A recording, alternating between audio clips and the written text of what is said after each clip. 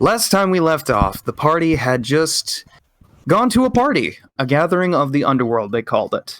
After getting geared up, after taking care of some things at their little cave base home thingy, they drove on their way, got to know each other a little bit more, got to just generally hang out and get some new clothes, go to a nice hotel. Hearth did a little bit of sabotage, and then it was time for the main event. Everybody arrived, everybody started to socialize and mingle, and then the procession began. Starting and mediated by a strange, shadowy, liquidy figure in the middle, they immediately started talking about what was happening to the democracy, as well as a few other slightly less interesting topics, before the meeting was crashed by a late Mr. Mordred. After waltzing in with two contractors by his side, commanding the room, Mordred took a seat at the head of the table, and something beckoned Blank to head outside.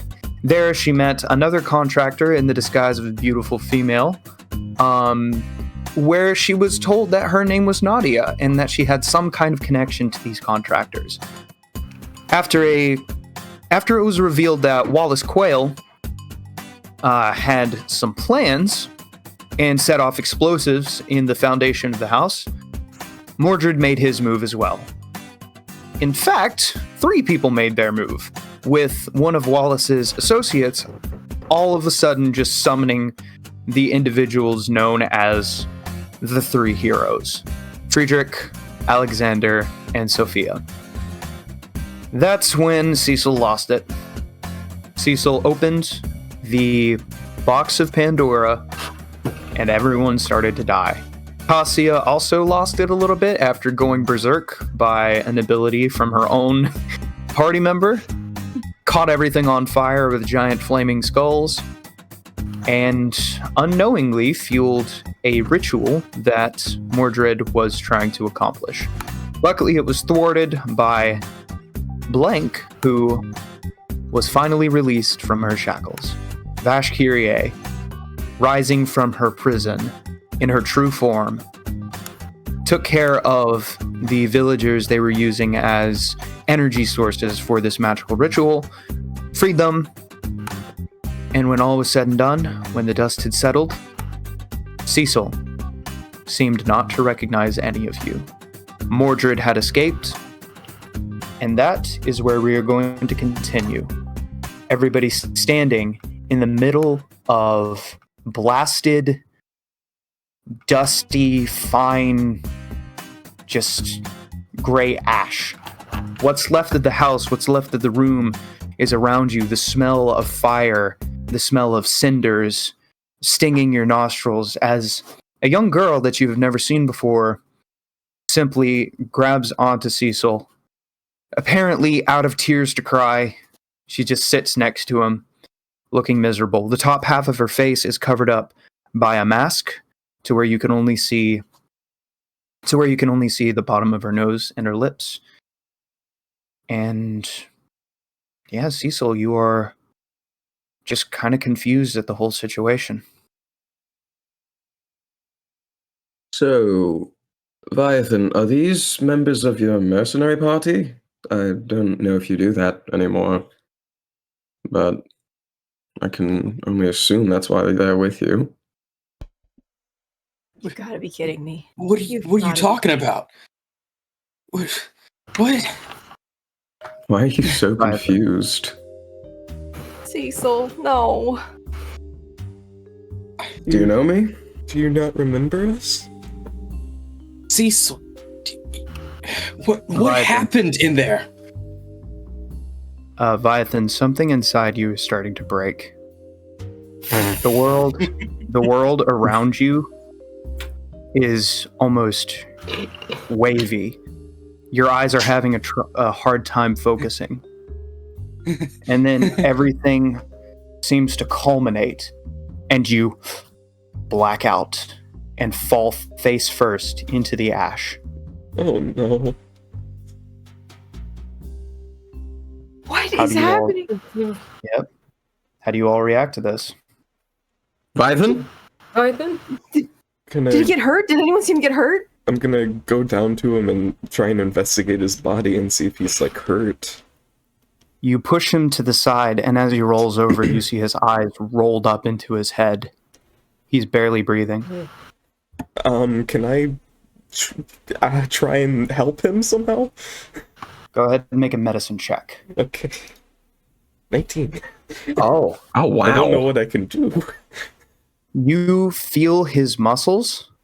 He is clenched up, almost like he's having a seizure. Okay. Well, then I'll walk mouth- up to him, and I'm going to use Spare the Dying. All right, you do so. Nothing seems to So at happen. least he won't die. I don't Yeah. think we can really help this. I'm just gonna support his head and make sure he doesn't hit it on a rock. All right. As you all gather around Viathan's seizing body, Viathan, you open your eyes in a place that you've never been before. Just darkness all around you. You seem to be floating. Everything then just flashes. You have to shield your eyes as the darkness becomes a blinding white light. And you can just see these geometric shapes floating through the sky, all around you, above you, below you.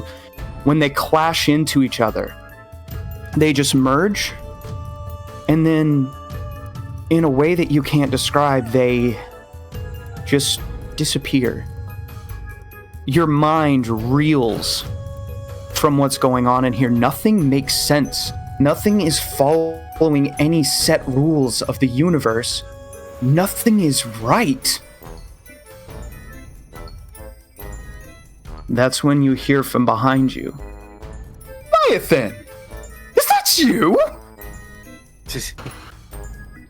I'm gonna turn around. What? Who's there? It's him. You haven't heard from him in 200 years. But here he is right in front of you, grinning as he always has. The black hair slicked back, the sparkle of mischief in his eyes, his pointy nose and his almost sharp teeth as he gives you a huge smile. He raises his arms out to his sides. It's the grinning god. No. You. Up.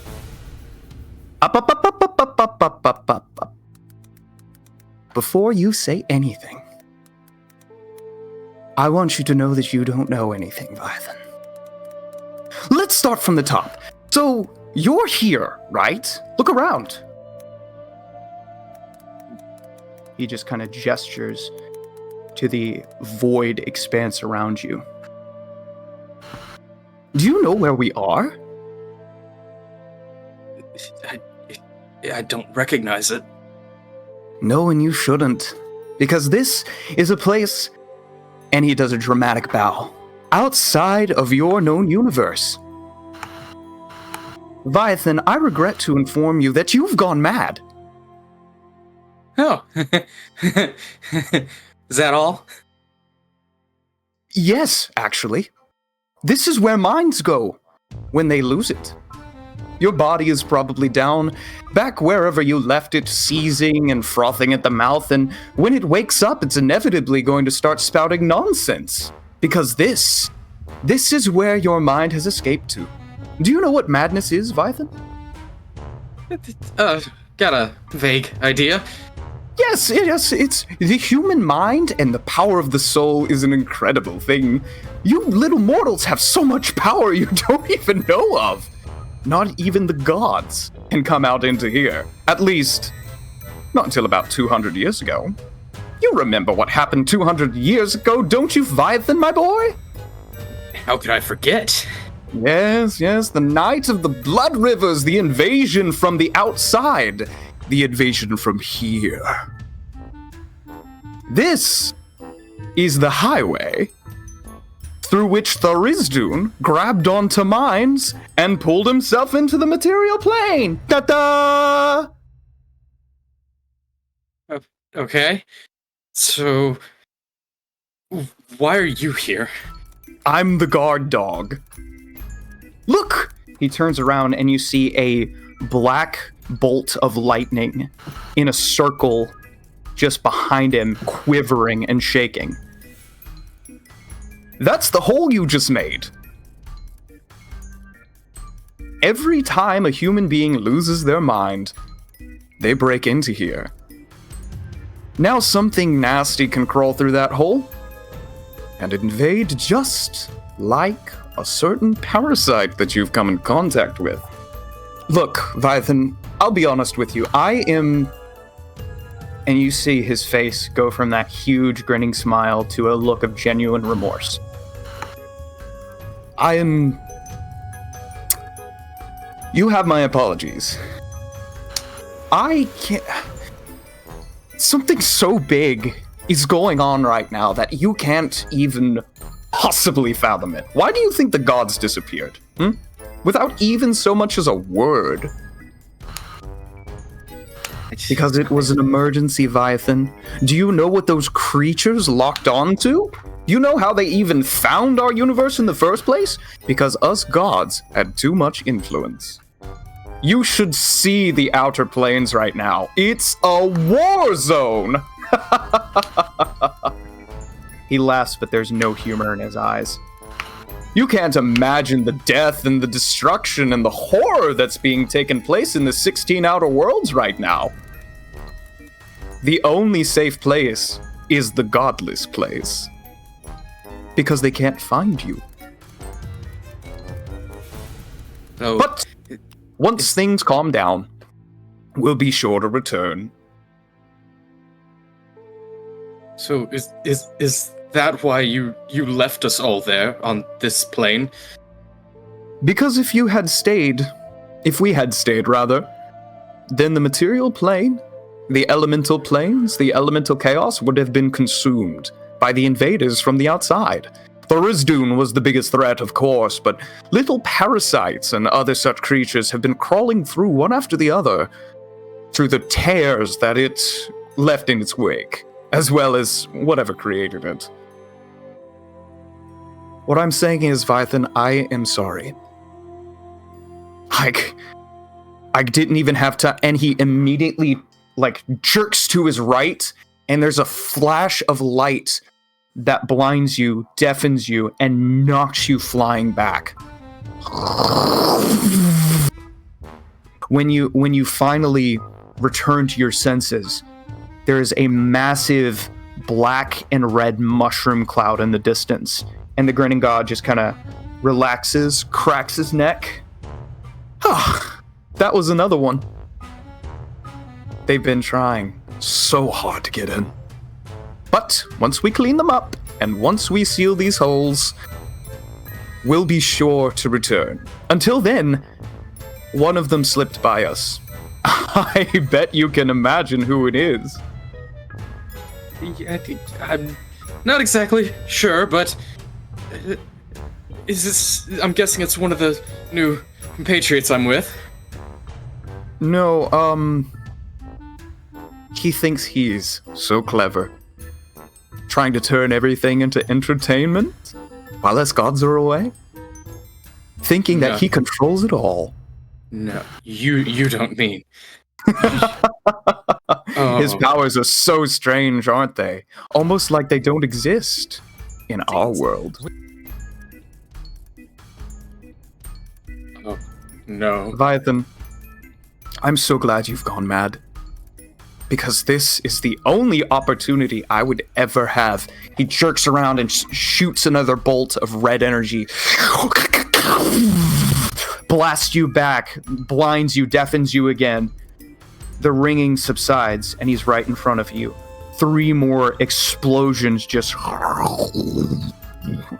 echoing throughout this matterless, timeless space. As I was saying, this is the only opportunity I would ever have to speak with you. And trust me, When I return, I will make things right. Here, I know. Let me give you a little bit of assistance. And he thrusts his palm forward and smashes you in the chest. And you can feel an energy, a force, a power like you've never experienced in your entire life suddenly just flood through you.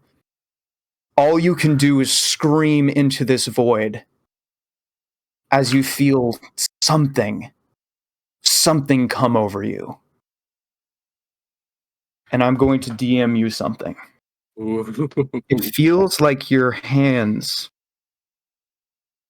it feels like your entire body is just changing, slipping through reality itself. You feel your mind coming back to you. You feel everything is going to be okay. For the first time, you can feel the presence. You can feel the presence of the grinning god. You can feel his energy, his care. Do you see what I have sent to you? Yeah, that's a lot. Mm-hmm. Leviathan, you were one of the greatest things to ever happen to my circus. I don't think you understand. I don't think you understand how much you and all of the others still mean to me. I don't think you understand how much I had to get on my knees and beg Mirkul, the Raven Queen, everyone associated with souls, to keep you all in my circus. You are what gave me purpose. I am the god of chaos, of madness, of entertainment. You and your friends, you are what give me life. You are what keeps the grin on the face of the grinning god.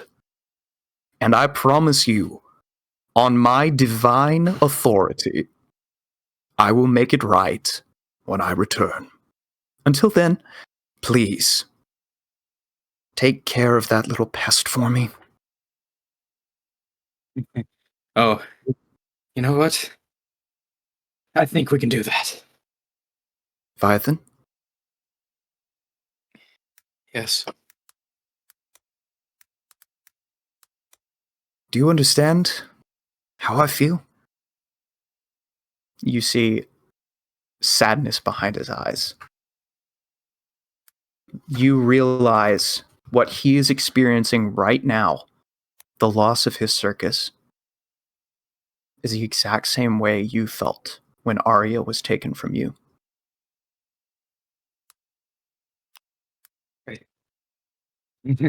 I think I do. He gives you a big smile and pulls you into a hug. Don't give up, my crazy little ringleader. Go and wreak havoc on the world. Go and wreak havoc on the ones who have done this to us. And if you want rest at the end of it all, I'll grant it to you personally. Do we have a deal? Yes. I'll do as you say. I'll make sure that they know what to expect. Oh, Leviathan! Unfortunately, it seems I've stabilized your insanity. So, this is the end of our conversation. You'll be returning to your friends now. But it was good to see you. It was good to talk with you again. You too. For so long, I thought you just abandoned us, but No. I Never. understand. Why would I abandon my reason for being? Now, go. My grinning champion.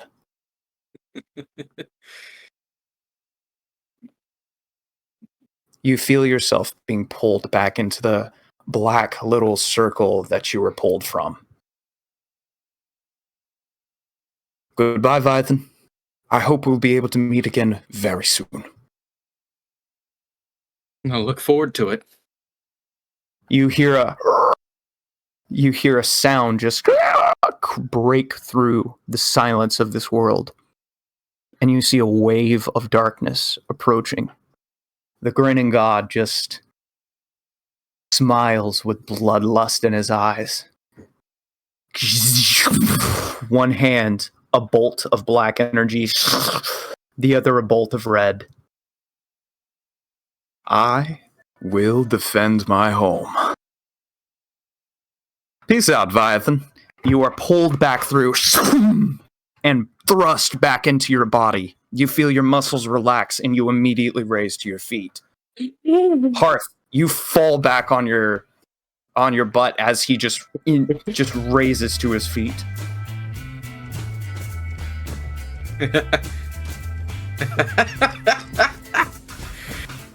Oh man!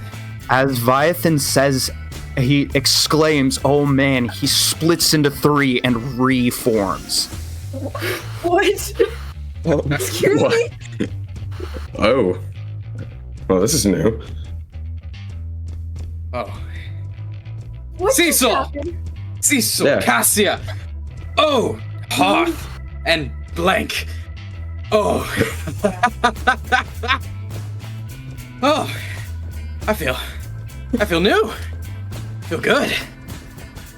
As he says that, Oh, a I'm halo more of than color. okay. Yeah, a halo of colors suddenly wraps around him before disappearing.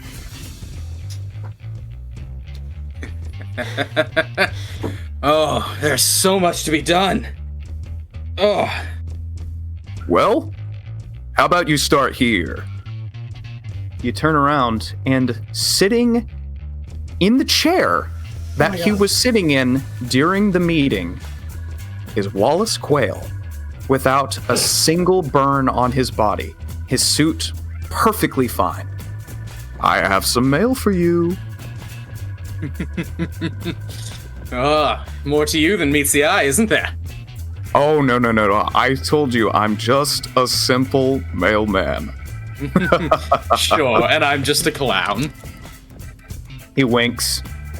Anyways, I have some news from you, for you from Seder Flint. Somehow he managed to slip out of all of this chaos before Monochrome over there did his thing. Monochrome? What? Yes.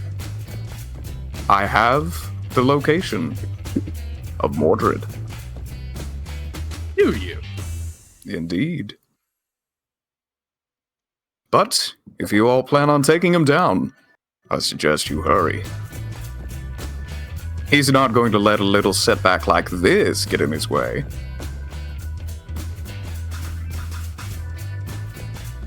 Well, I'd say we've got a trip to make. All right. I had nothing else to do with my Tuesday anyway. He kind of he just looks around. He looks around with everybody else, or at everybody else. So, Mordred is currently setting up shop in Shangri-La, not too far from here. About half a day in your little, maybe a quarter of a day. What? About 6 hours or so.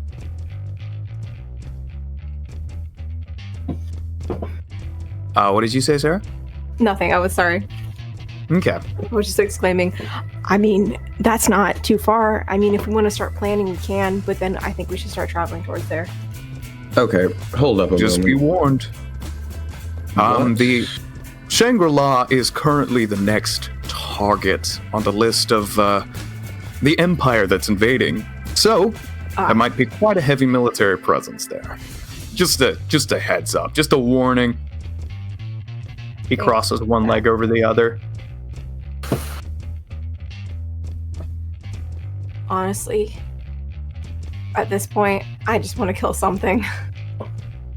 There will be plenty to kill. Well, Any questions Guess it's before I a- go? I have other duties. any weaknesses you can think of? Ah, well, he's in league with a group of contractors who recently rebelled against Asmodeus. Although I'm sure you know that already, considering what you turned into. Yeah, I remembered quite a bit, actually.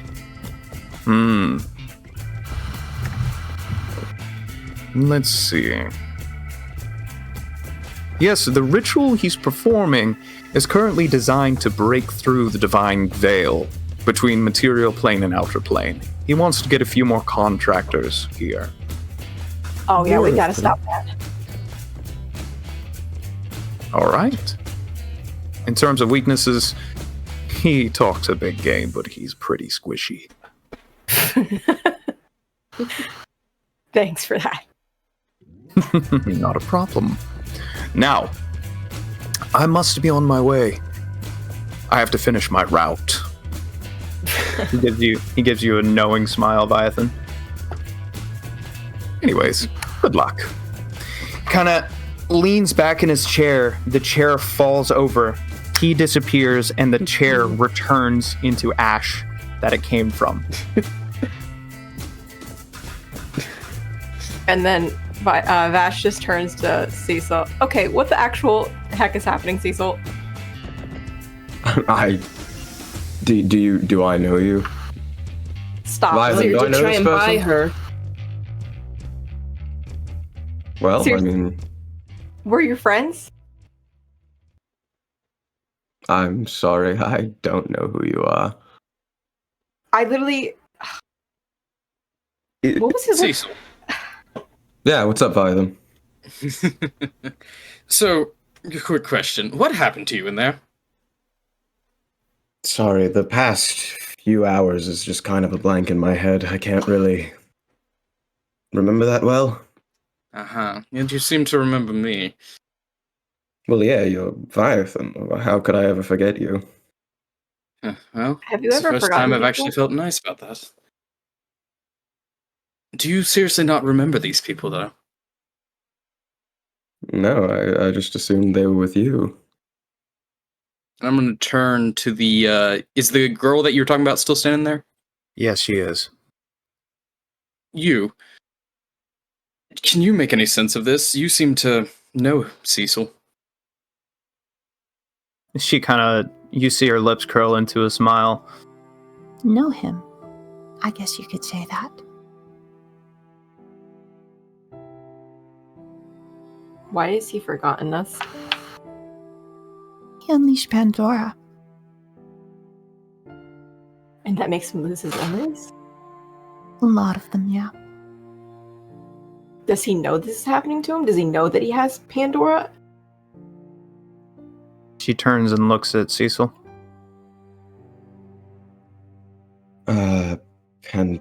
Pandora. Can't place his finger on it. It feels like there's something there, but Oh my god. He doesn't even know. Don't remember us at all. We have to tell him every single time. How many times has this happened to him? I've lost count. Oh my. And I'm sure he's going to be so uncomfortable with it, but Vash walks up and gives Cecil a hug. A really big mama hug.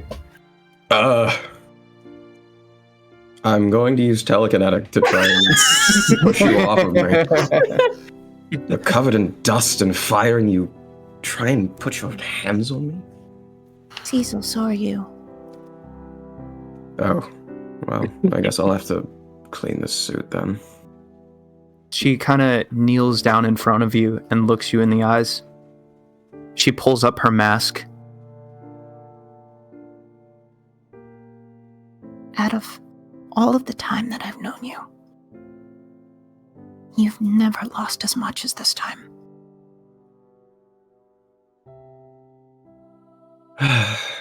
I know I'm missing a few pieces here, but definitely seems like you're upset about something. Her eyes harden.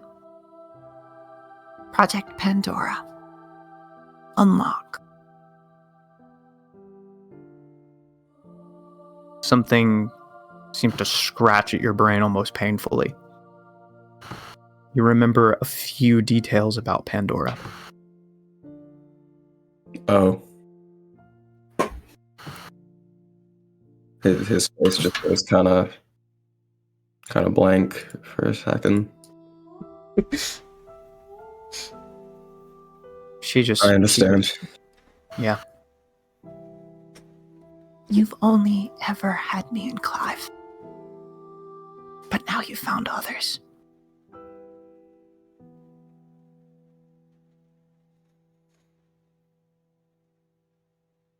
I can't tell you what to do from here, Master Cecil. But You see her lower lip kind of quiver a little bit. I hope you know that they're here for you too.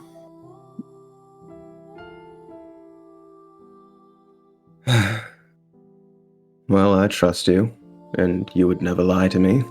So, you all, I'm assuming you're more than just Viathan's group. If I knew you, and, well, I have, or did completely forget about you, I'm sorry. I could not remember a single thing about any of you if I tried. You don't have to apologize. It's not your fault. Isn't there some way we can bring his memories back or make him remember us in the future? I'm asking the woman with the mask. Yeah. She stands up, puts her mask back on, and walks over to each of you, starting with Cassia, and shakes your hand. She just... Apologies for the late introduction. I am Master Cecil's personal bodyguard, and also one of the members who's also his property. My name's Annabelle. Apologies for the late introduction, but it's part of my contract. And right then and there, she disappears and reappears behind Cecil. There's a little bit of dust as you can see where she moved with inhuman speed while invisible.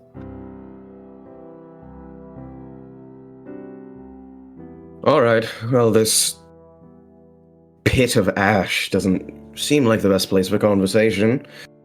So I would recommend we get out of this place. I desperately need a bath. Same.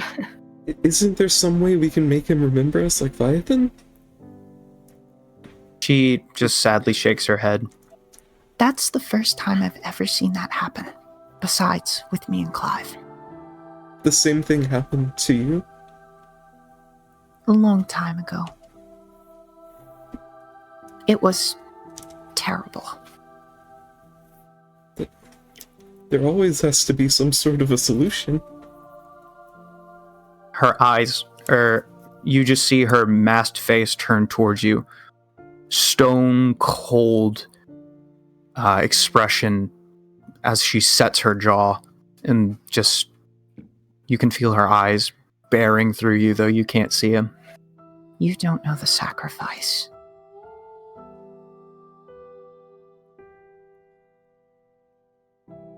Okay. All this Pandora talk has got me so... I don't know. I don't like feeling this emotion. I don't like feeling emotion. Can we get a move on already? You people are dragging the moon down. Cecil, Okay. Annabelle stands up and offers you a hand, Cecil. I mean, I take it, yeah. Yep, she helps you up. Shall I continue in my duties, my lord? I see no reason for you not to. It's been nice seeing you, Annabelle. It's been nice to see you too, Master. She turns towards the rest of you all and gives a slight bow. It was nice to meet you all officially. And Same to you. And she turns around, and you can see on her back a massive, currently folded up 3 times, almost like a cannon of a sniper rifle on her back. Wow. And she goes invisible, and you hear a whoosh as the wind picks up, and she disappears. You're all brought back to the time the guards outside the warehouse were just annihilated, and you realize that's probably the instrument that did it. Quite a good bodyguard you had there. Well, yes, of course. She's the best. Nothing but the Why best for does Cecil. Of course. Why does she have to stay hidden? Contracting and such.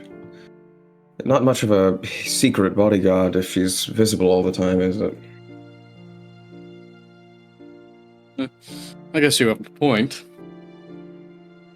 Learning Oh, something by the new way, about none of you you every people are day. poor, right? I'm glad he hasn't forgotten that. Ash gives a very weak smile and she goes, "No, I'm a good person." Aww. Glad to see that you know that much. Alright, then let's get a move on. I will help you with whatever you need help with, since apparently I knew you. And I care about Viathan, and whatever he wants, I will do my best to help. That's a new one. Well, Well then. you're one of my closest friends, so...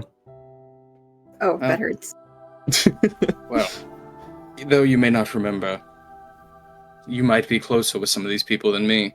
Especially Blank over there, but we'll work for it. Either way, it's good to have you back, in whatever capacity you may be back in. Yep. I don't know about you guys. I'm ready to hit the hay, get some resources, and then travel out. I think we have a deadline of trying to save whatever crazy weirdos trying to summon contractors to here, so. Is Oh the- yes, we have some words to discuss with Mordrin, and this Yeah. time he's not getting away. Just a little. Is the summoning circle with all of the people tied up still there? That's a good question. I'm It sure. is, actually. Aren't you people gonna break that summoning circle first? What's Oh, up, I couldn't Circle? care less about those people. I'm gonna As give a you're- small little tap to the back of Cecil's head. What? Come on, man. You have not changed much. I'm still me. I did promise that we should take care of it, so come on. As you guys are discussing this, Cassia, you can feel the presence of some of your cultists approaching. Off the street. You hear shouting of guards. Step aside! We need to investigate what happened in this hey! You're disrupting business! You're disrupting justice! And you just hear someone yell, Fine. By the order of the mayor of Shangri-Little, this area is deemed condemned and off limits until further notice. You hear the guard go, what? Oh. All right. Carry on then. And the guards and the crowds of people that you can see from the shattered wall of the entrance of this little house are ushered away by people wearing very official-looking purple armor with a little triangle pinning black capes onto their back with a skull symbol in that triangle. They all, or one of them turns towards you all. He's wearing dark glasses over his eyes, and he has long hair going down to his chin, framing his face. As he walks up to you all, he promptly ignores you all and takes a knee in front of Cassia. My lady, it's an honor see to you. have you visit us in this humble little town. It's my honor to be here. We are deeply rooted here, thanks in no small part to your donations. I'm very glad I could help. What are you all doing as of now with this? Well, our first and current goal is to make sure that you can safely and expediently get back to your rooms. However,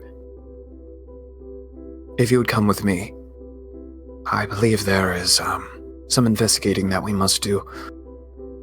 In terms of a ritual, I was told? Yes. Quite large one.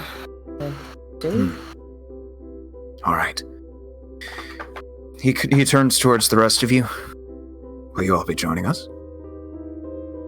Might as well. It sounds like a start, so yes. I don't Alright. see why not. You all take a few minutes to find what's left of the stairs are. They're mostly intact on the eastern side of the house. You all climb the steps up onto the roof, where the ritual circle has been drawn in a combination of chalk and what appears to be dried blood. The cultist immediately walks over into the middle of the circle and bends down and starts examining it. I'm going to go ahead and make a roll for him.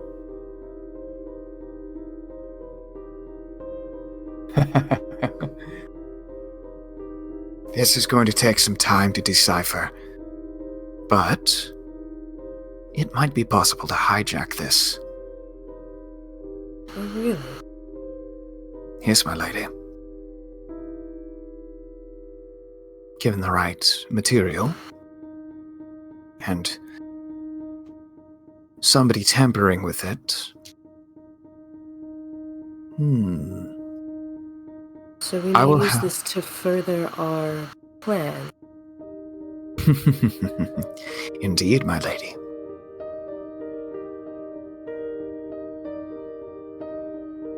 You're just gonna let all of those people die? He kind of cocks a head towards you. Who? The people who are... Weren't there people down there? Right? For that? So in the house, there's nobody left. No, I thought there were a bunch of people, like, supplying energy to the ritual. Yes, but Vash saved them. Oh, I thought there were more than those three. Yeah, there was Spike, Remy's mom, and about 3 other villagers. And she saved all of them, okay. Mm-hmm. Well, never mind then. I remember her only saving Spike, Remy, and her mom. Oops. The cultist looks down and just shakes his head. No, we will be able to supply this with other means. We're not trying to contact the Nine Hells, after all. No, I would think not. You only need 6 people to contact the Nine Hells. This feels... Well, 6 people and many, many truly evil souls. Which is probably why I chose this location. I wonder why. Well, this was the meeting of the underworld. Well, nobody here's really evil, I would say.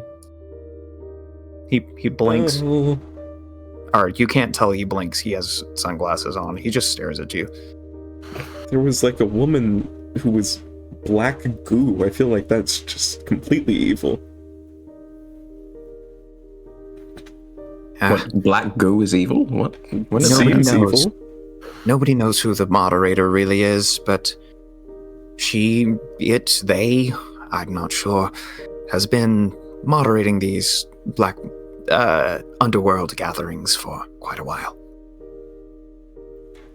There's certainly not a more perfect place to find hundreds of evil gathered together. More cultists start shuffling up onto the roof, and you see one put down a backpack and pull out some ritual supplies. And another one immediately goes up to the circle and pulls out a notebook and starts tracing out its general shape. Alright, we have this area secured. I'll make sure to send more cult members towards your current lodgings to make sure that your rest is uninterrupted tonight. Good. Thank you. I hope you make quick work of this. He turns back towards the circle. As do I. Luke, real quick. What's up?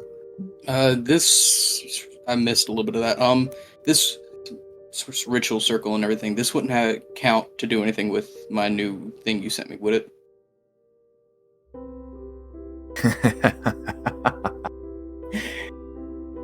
I suppose it would. It would. Oh, okay. Just remember, you have to make the Arcana check. Yeah. Just trying to make sure. I'm Also, still still trying to catch up with all this stuff. Yeah, you can go ahead and use planar adaptation as well. Okay.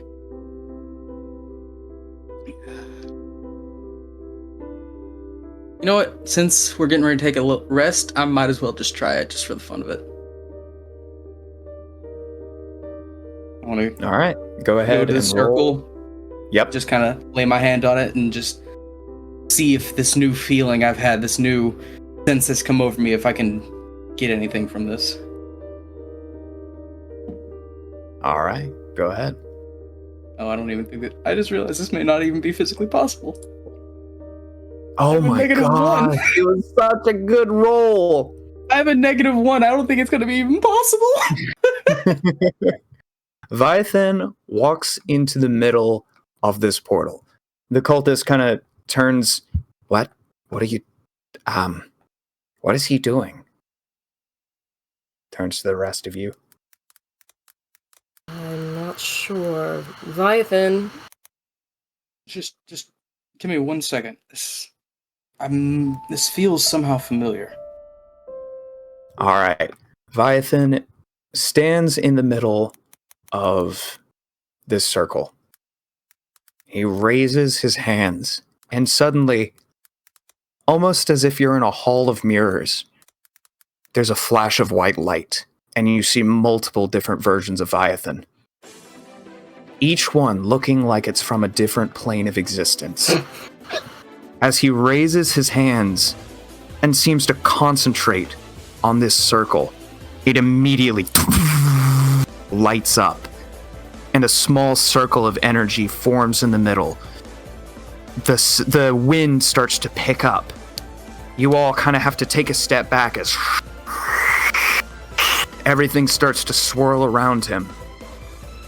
All the versions of himself form back into one, the Viathan that you all know. And the portal begins to be forced open. Within, you can see passing by rapidly different planes of existence. One plane made out of metal, one plane with a orangish sky full of shifting material, another plane that's just a fiery hellscape, one after the other, before Viathan just collapses and the portal closes.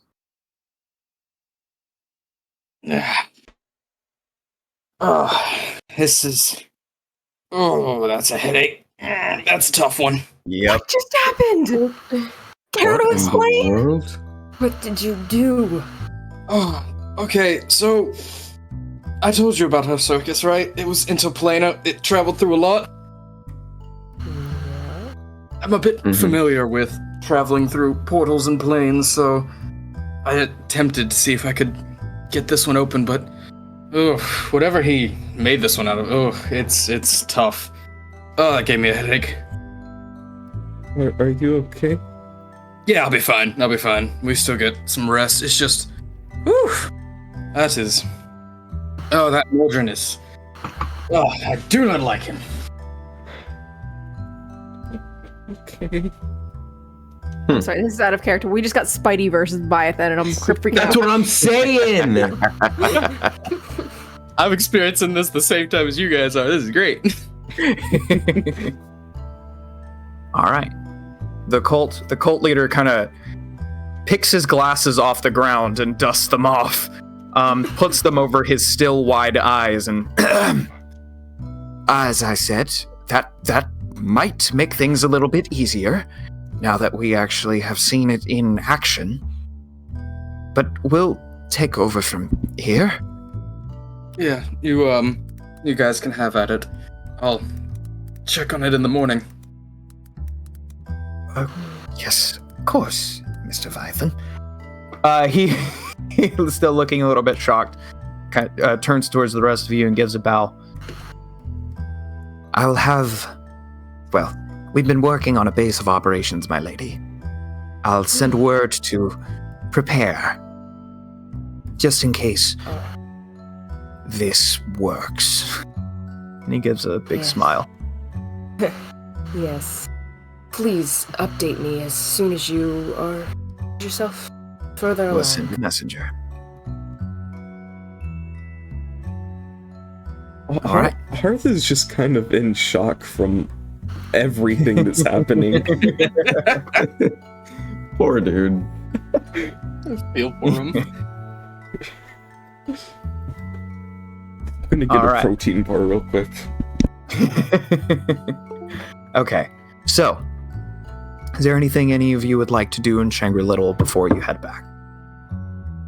Less something I would like to do and more of a question. So that imp that was the doll, what happened to her? She's still on the lower floor, kind of like passed out on a little ball. Okay, I'm gonna go get her. As soon as you approach her, she kind of blinks her eyes a little bit and sits up. She has kind of like an oval-shaped head, pointy ears, little wings that by no means should let her fly, and like a blackish brown leather tunic. She kind of, and a little tail, just a bear tail that's kind of swishing around all agitatedly. Oh. Her skin is almost like a cherry red color. She rubs one of her crimson eyes and looks at you. Vash! You're Hi, back, Vash. I am. Oh my I- gosh, you're saying other things besides soon. This is I amazing. couldn't. I was trapped in the door.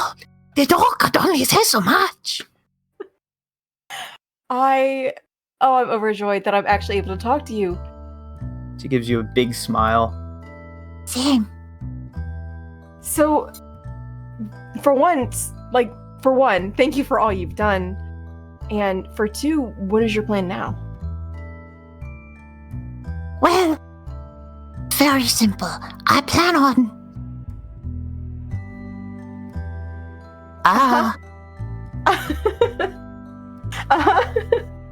If you want, you can come with us. Oh, that'd be okay. I'm sure that my friend Cassia has some questions for you as well. And I would like Oh, to yes. become better friends with you. That one's pretty simple. Well, we are about to go get some rest, and I think this is a conversation we ought to have over dinner. Her little wings go and she just kind of raises into the sky. Ow. Just kind of more levitating than flying, but her wings are beating for the effect of it. I also take out my wings and start flying. Yeah, your arms just massive, like 25-foot wingspan all of a sudden. She kind of, Can we see this? yes. Okay, because I just realized I never saw Vash's whole situation. I was in the room and banished, so... Yep. This is my What first do you time- mean you're friends with a bird? You're friends with the bird as well! You don't remember! I was friends with a bird? Well, She's we didn't in know her, she... okay. We're both figuring out she's a bird now. For context, she's in her human form. She just has wings right now. Yep. Yeah. Still, Um, new. Yeah, so Vithan, I remembered who I am. My name is not Blank. It's not. You may call me Vash. Ash. And I reach out to shake her hand. Well, consider this a pleasure to meet you for the first time, Vash. She hesitates and then realizes she can actually shake people's hands, and she like very happily puts out her hand. Yeah, the wings, in a flash of bright white and yellow flame, disappear, and her arms, with humanoid hands, reach out and grasp yours. It is nice to meet you. Nice to meet you as well. Guess we can't call you Blank anymore. Which is, honestly, I'm kind of glad for, just because it's, no offense, but it was such an awkward name. I still kind of consider it my middle name. Vash Blank. We'll stick with it. Nice to meet Okay, you, but Vash, for the second why- time. Why are you a bird? We miss everything. So I am kind of very old. I was born more or less a phoenix, if that makes sense. Well, your Around- true form is more of a Yeah. humanoid bird creature. I was born around 2,300 years ago.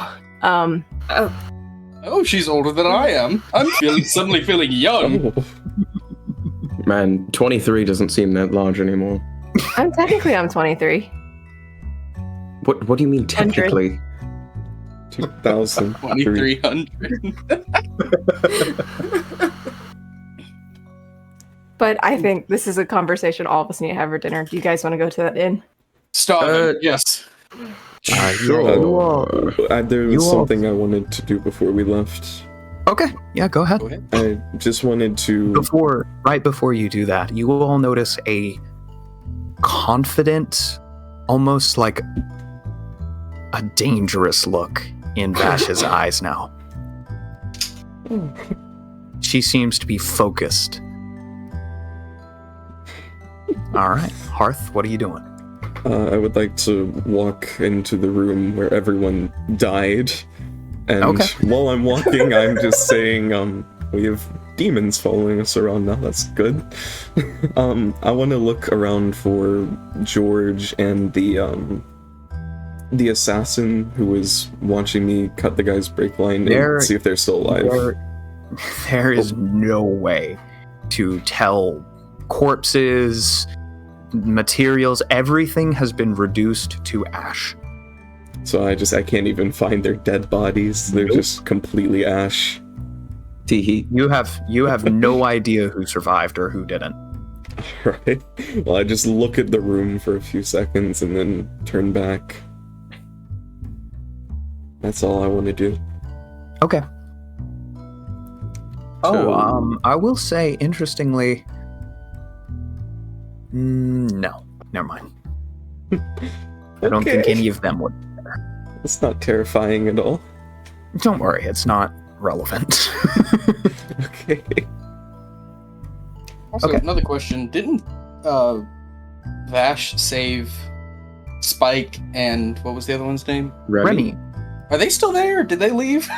they're kind of unconscious at the moment. Ah, gotcha. It's been a So- long day for them too. A quick Mhm. question to all of you. Who are those 3 people? I know that I was friends with all of you, but what Oh, about no. those? The little Oh, imp, those were also your friends. They the were. little imp known as, well, you heard the contractor who had captured you. You heard her call this imp Galax. She kind of floats over to Spike, Remy, and Remy's mom. She grabs Remy's mom, throws her over her back, and picks up Spike and Tito with the other hands. She's my only about 2.5 feet tall. Strong. I used to be a different contractor, but I was obviously demoted. Oh, Yeah. Saving Remember- people. Remember typically- Giant Double Arm? Actually, yeah. Mhm. That was the Nice. arm of my old form. Oh, that makes sense. And so that was taken away when you were demoted for saving me? Yeah. I'm just Well, if you getting in don't- the front seat of the car. Yeah. If you don't mind, let's As you bring do. them. Yeah, as you do, Galax just kind of nods. I can carry him if you need me to. That would be perfect, actually. Yeah, I don't think there's enough room in there for all of us. Maybe not. I'll Hearth. hang on the outside again. Hearth, as you're stepping up to the door, you feel a hand on your shoulder, and Annabelle rematerializes right next to you, wearing her mask. Okay. She looks up at you. Would you like me to drive? Sure, you can drive. I have a feeling you're going to need to process some things. Yeah. Okay. Yeah, thank you. She gets into the driver's seat, puts on the seatbelt, and then goes invisible. Cool, it's one of them self-driving cars. Oh my word. Next Man, time, it's so weird to see you all so familiar with my stuff. next time, if you're gonna touch me while invisible, please like say something as a warning. Sorry about that. I almost had a heart attack. Cecil, do you happen to notice that your car is very armored and heavily built? Well, yeah, I took it to a shop and got that done. Yeah, well, the man over there, Hearth, he's the one who did that. Yeah. You know, you also helped me pick out this suit, and I look down and it's kind of just burned up and not good looking anymore. Well, I'm kind of glad I lost my memories then, because I don't want to meet the Klaus who's picked out that outfit. We'll try and give you the rundown on what we are to you over dinner. All right. All right. We're gonna go Before ahead. Cassia, Yeah, go ahead. I was Go ahead. just simple. Before Cassia gets in the car, she looks back at the circle, and if anyone's watching her, for one of the first times, you see her genuinely smile. She does not smile. She's been very stoic the whole time, but like it's an actual genuine smile. And then she gets in the car. I believe that is literally the first time you've seen Kazuya smile. Oh.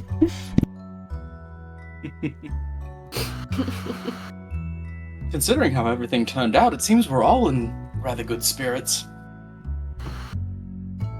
Speak for yourself. Oh, sorry, Hearth. All right. You all managed to get back to your little inn and shuffle out. There's the communal dining area. You all would like to take a table and just kind of unload what's going on? Yeah. Must be a really big table. There are a lot of us. Well, I'm assuming you take Remy and Spike and her mom all to one of your rooms to rest. Is Galax just kind of here? Yep. My friend! In the middle of this inn? Heck, as you're driving, a couple of people... this is pretty late at night. This is about 10 or 11 o'clock at night at this point. And as you guys are driving past, and there are a couple of people partying out on the streets. One dude sees Galax, and he just empties out his bottle. He takes one look, looks at his alcohol, and just pours it out. Once we get to the end, she'll order some food and sit down and kind of prompt everyone to join her. Okay.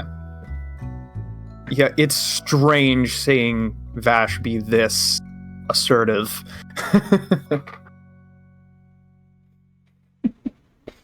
Is everyone Yeah, joining her? you all go to the table. Anybody slip away to do anything real fast? What's going on with you all? I'd say I'm gonna probably still be at the table because there's a lot to catch up on. All right. Yeah.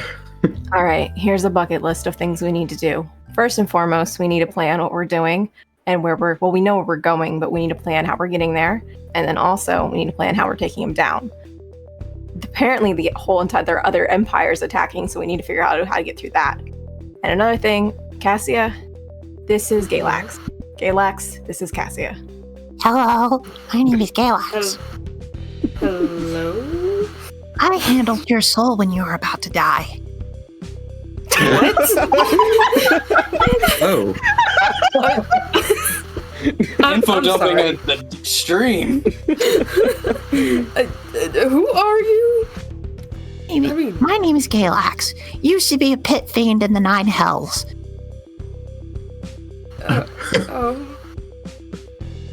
Okay, and so. Sorry, when your I soul- don't know what to make. When your soul was destabilizing, you almost died. But Lord Miracle came down and was like, hey, I need that. And then took it. And I said, okay, because what else was I supposed to say? No? Oh. Okay. Well, Galax. thank you. I guess. He just kind of gives you a big smile. No, I should thank you for letting me have the opportunity to meet a god. That was cool. Oh, well, Well, aside from Lord Asmodeus, but I don't think he really counts anymore. well, I don't think I had much of a choice in that, but you're welcome. And she just kind of shrugs. Call it fate. Yes. Fate. Cassia kind of looked like for a split second, just her face falls and just almost a defeated look, but then she quickly shakes it off and back to. Oh, sorry if I made you think about something hard. And Galax floats over to your little wings flapping and just kind of pats you on the back. It's okay. It's very nice to officially meet you, I suppose.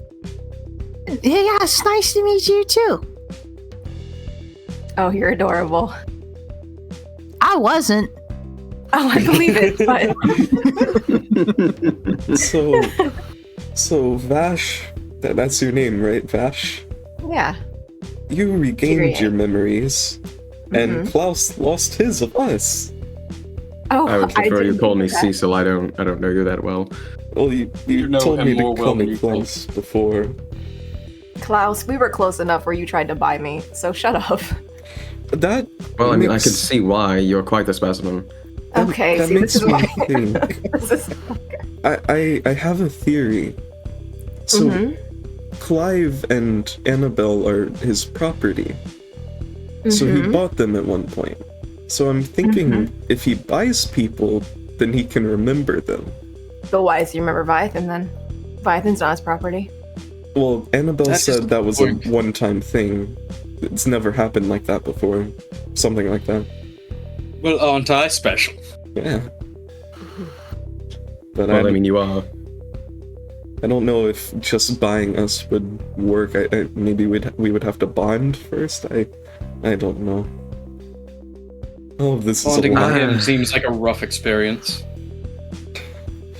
Listen, I'm just about as in the dark about this whole Pandora situation as you are. The only thing I know is the small amount that whatever that Project Pandora unlock did to me.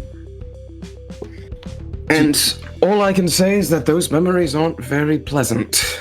Well, we just have to build new memories for you. Do you remember? You have employees, right?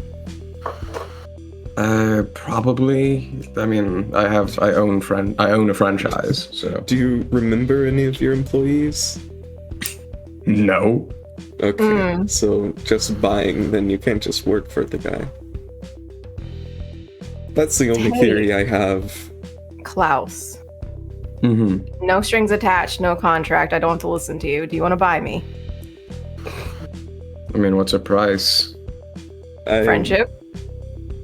Friendship. I don't know if You gave that freely at one point to me, so I think we need to become his friend again first. I was hoping a shortcut would work, but apparently not. On a side note, No, I don't trust anything that isn't bought with money. Well, you trusted me enough. Well, yeah, because you're Viathan. You keep saying no, hold on. You keep saying it. I'm Viathan. Yes, I'm Viathan. We get it. But what is it about me that I mean that to you? You remember me. You don't remember them. What is it about me that I mean to you? Well, we've done quite a few crazy things over the past weeks. Oh, Indeed, we all did. But I mean, for some Mariner's reason you- Haven, that thing at the docks. We went to the warehouse district that one time, and you broke your limbs in front of that poor god. so Traumatization. according to you, you fought a T-Rex in a theater house by yourself. Is that correct? Oh wow, that's strange. How do you know about that? Uh-huh. Mm-hmm. Anyway, You really think you did all of that just you two? Very. Well, yeah. You know, Anyone I've else heard was that. wasn't important. I've heard that head trauma can sometimes cause memory loss. I wonder if it could fix it. I don't know if we should try try. that. Oh. We'll consider that a last resort. On a side note, for this mission that we're about to go on, are we doing it stealthily? Are we doing it running in guns and blazing? I suggest stealthily. I suggest we try to get as close as we can before we do anything. When has stealth Yes. ever worked for us, though? It's When have we true. really tried stealth, though? We really haven't. We've always just gone in guns blazing. I feel like this mission needs a little bit of stealth. I mean, Yes, no Blake. offense, Just but this when we time- went through the cave, we were somewhat stealthy. He That didn't is see us true. coming.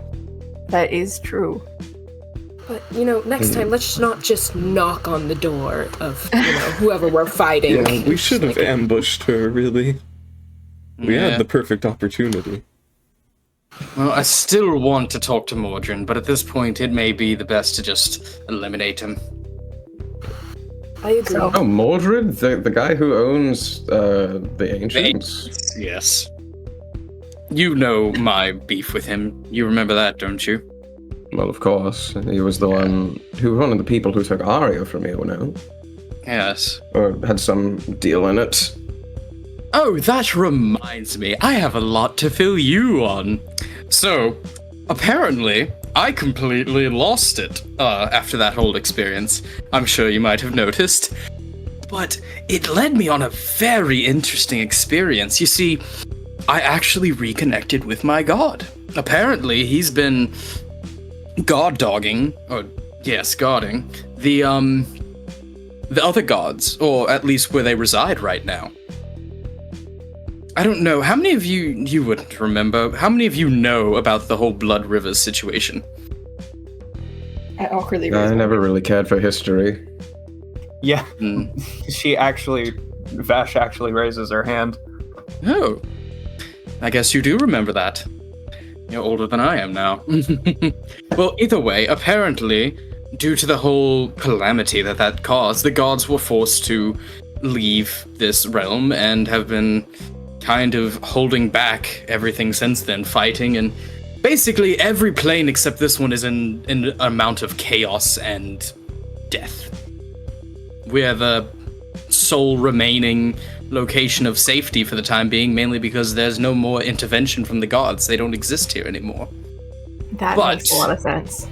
Apparently, through me absolutely losing my mind and going mad, that gave me a small window into seeing where they reside, and I actually got to speak with my god, and turns out they're very close, I think, to putting an end to all this, possibly coming back. But it seems that they may need our help with this, and one of those would be going to take on Mordrin. I'm glad our things align then, because we were going to take him down nonetheless, but if it helps, then that's just a bonus. Exactly. Who knows? The good days might come back in a sense. As for sneaking in stealthily, once we do get there, he is planning this ritual. I think what we should do is never split up, but if we're in the same room where he's playing this ritual where he is, I think some of us should do a concerted effort to fight him, and some of us should take down the ritual. Viathan is obviously on the fight him team. Well, I am on the fight him team, but considering if this ritual is anything similar to the one we just experienced, there may be a small chance I could put a stop on it, maybe block him out of it for a little while. It's a very tough thing. I haven't dealt with these things personally before. I just knew of them, so it's very tough. But I might be able to stop the ritual. If not, then we have to take another approach at it. But who knows? It just depends on the situation. So that sounds like plan A, and then plan B will be what I said. Yes. All right. As for getting there stealthily, does anyone have any ideas on how we could kind of sneak into where they are? Kind of hard to do considering we don't know exactly what we're going into, what it looks like. It's true. Well, then I suggest, I guess, a good night's sleep and start traveling there. And maybe once we see it in the distance, we'll have more of an idea of what we can do. Indeed. Also, is there any supplies we may need? I can't think of any off the top of my head.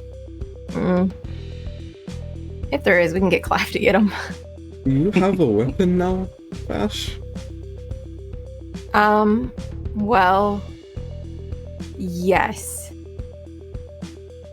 It's kind of awkward. And she pulls out her talons. Oh. Interesting. Okay, all right, so she says that and kind of lifts up one of her legs, and starting from where her leg meets her hip, a swirling pattern of white hot fire just explodes down her leg, and you see the scaly talons just on fire, blazing hot, erupt where one of her feet was. Oh. They're see. wickedly sharp, red hot claws poking out of each of the toes. Man, you were already cool before, but now you're just so cool. Our little Blank's all grown up. Quite literally. That feels weird seeing as you almost seem like children to me now. Now you know how I felt these past week. I really do. Man, it's so strange because I only know Vash. I don't know this blank person. Let's just say she fully was convinced when you told her that the only good people were the rich people. Is that not the case? You were a horrible influence on her. Oh, you really were. But it's alright, I forgive you. What's there to forgive? I don't remember it anyway. Not like it matters. Oh, Cecil never Maybe we should changed, be calling- please. Maybe we should be calling Cecil Blink now. Oh, wait. He's taken on the new title. Oh, we just swapped places. This is wonderful.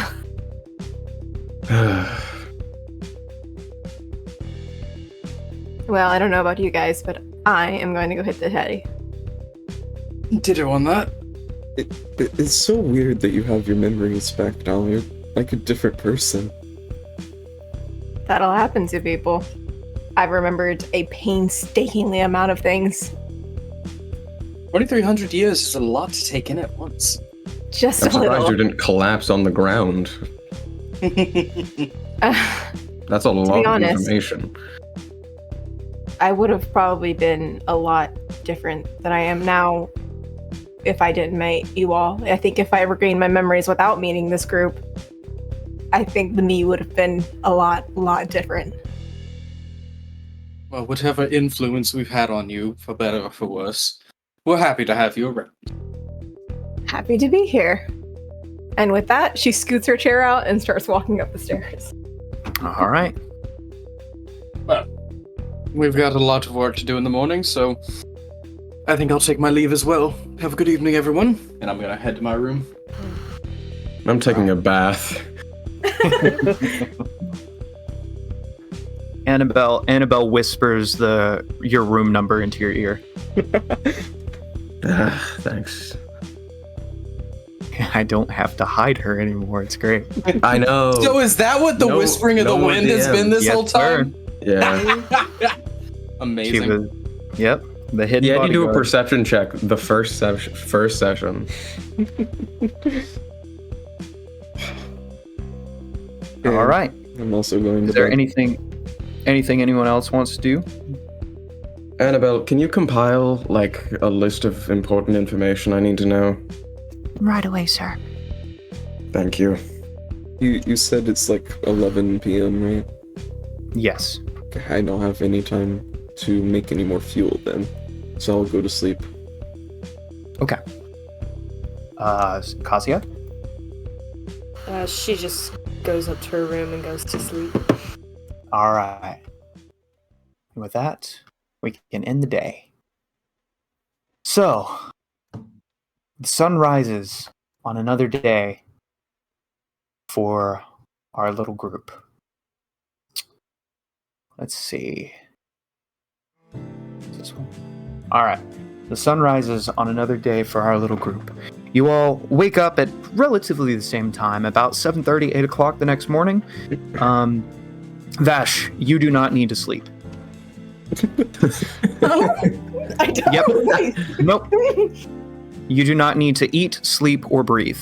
Oh, okay. Sweet. So Have I just mock been doing this whole time, or is like a new? you remember development?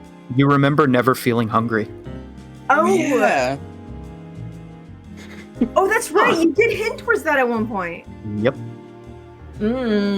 Okay. She doesn't really tell anyone this. She kind of just continues. She feels kind of alienated, so I think she'll continue to like mock eat and mock like sleep. Okay. Just a normal, little bit of semblance of normal. Okay. Um, Not a problem. When And that's easy enough to do. when I wake up, I would like to infuse an item. Okay. I'm just gonna take a bullet or something and turn it into an amulet. And Okay. that's all. I will now be adding that. All right. Sounds good, man. So, the day is yours. What would you like to do?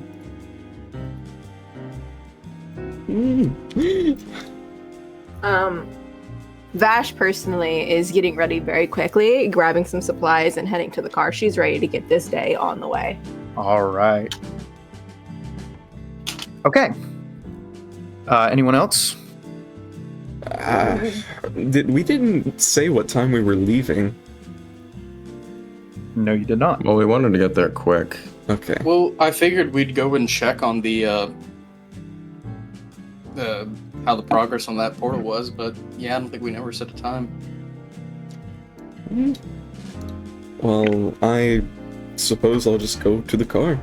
I don't really think there's Alright. anything I can do.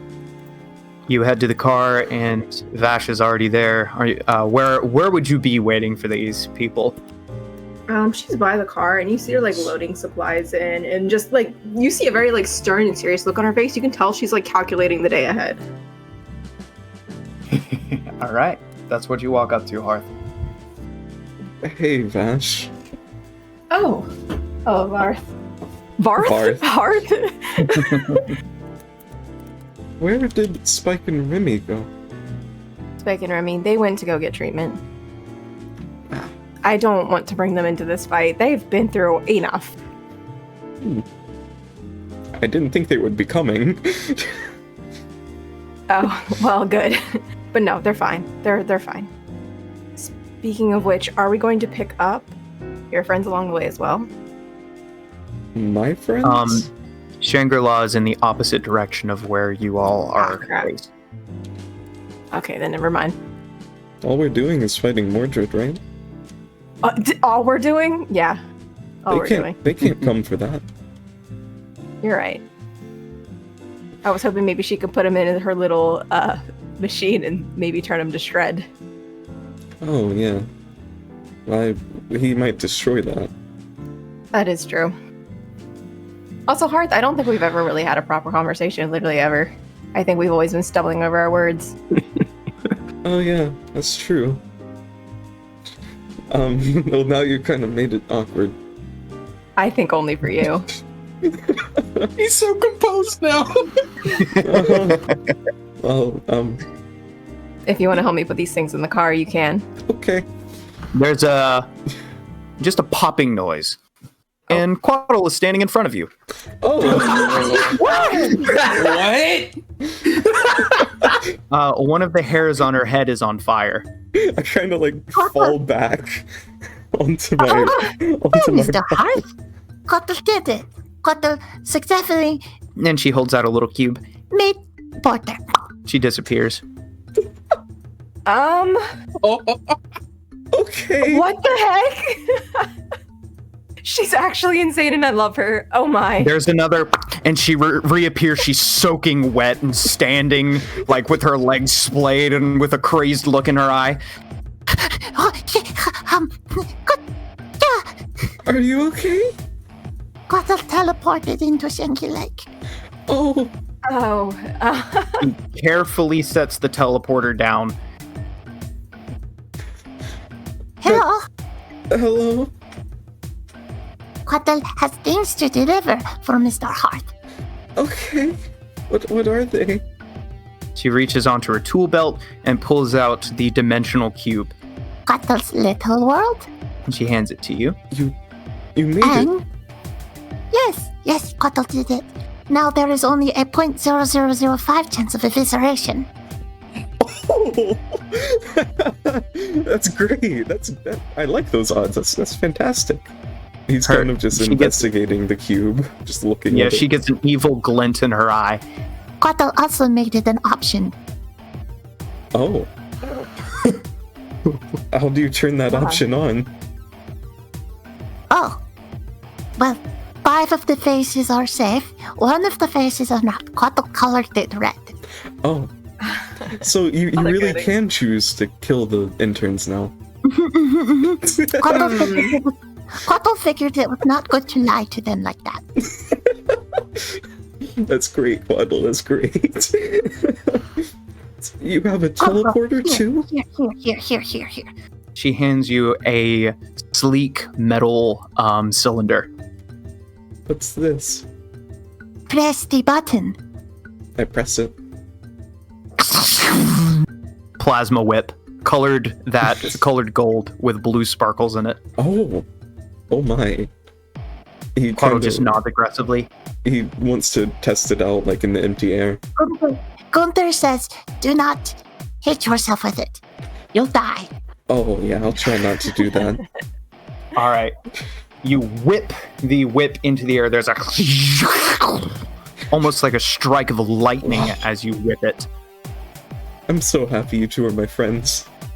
Quaddle is happy that Hart is Quaddle's friend too.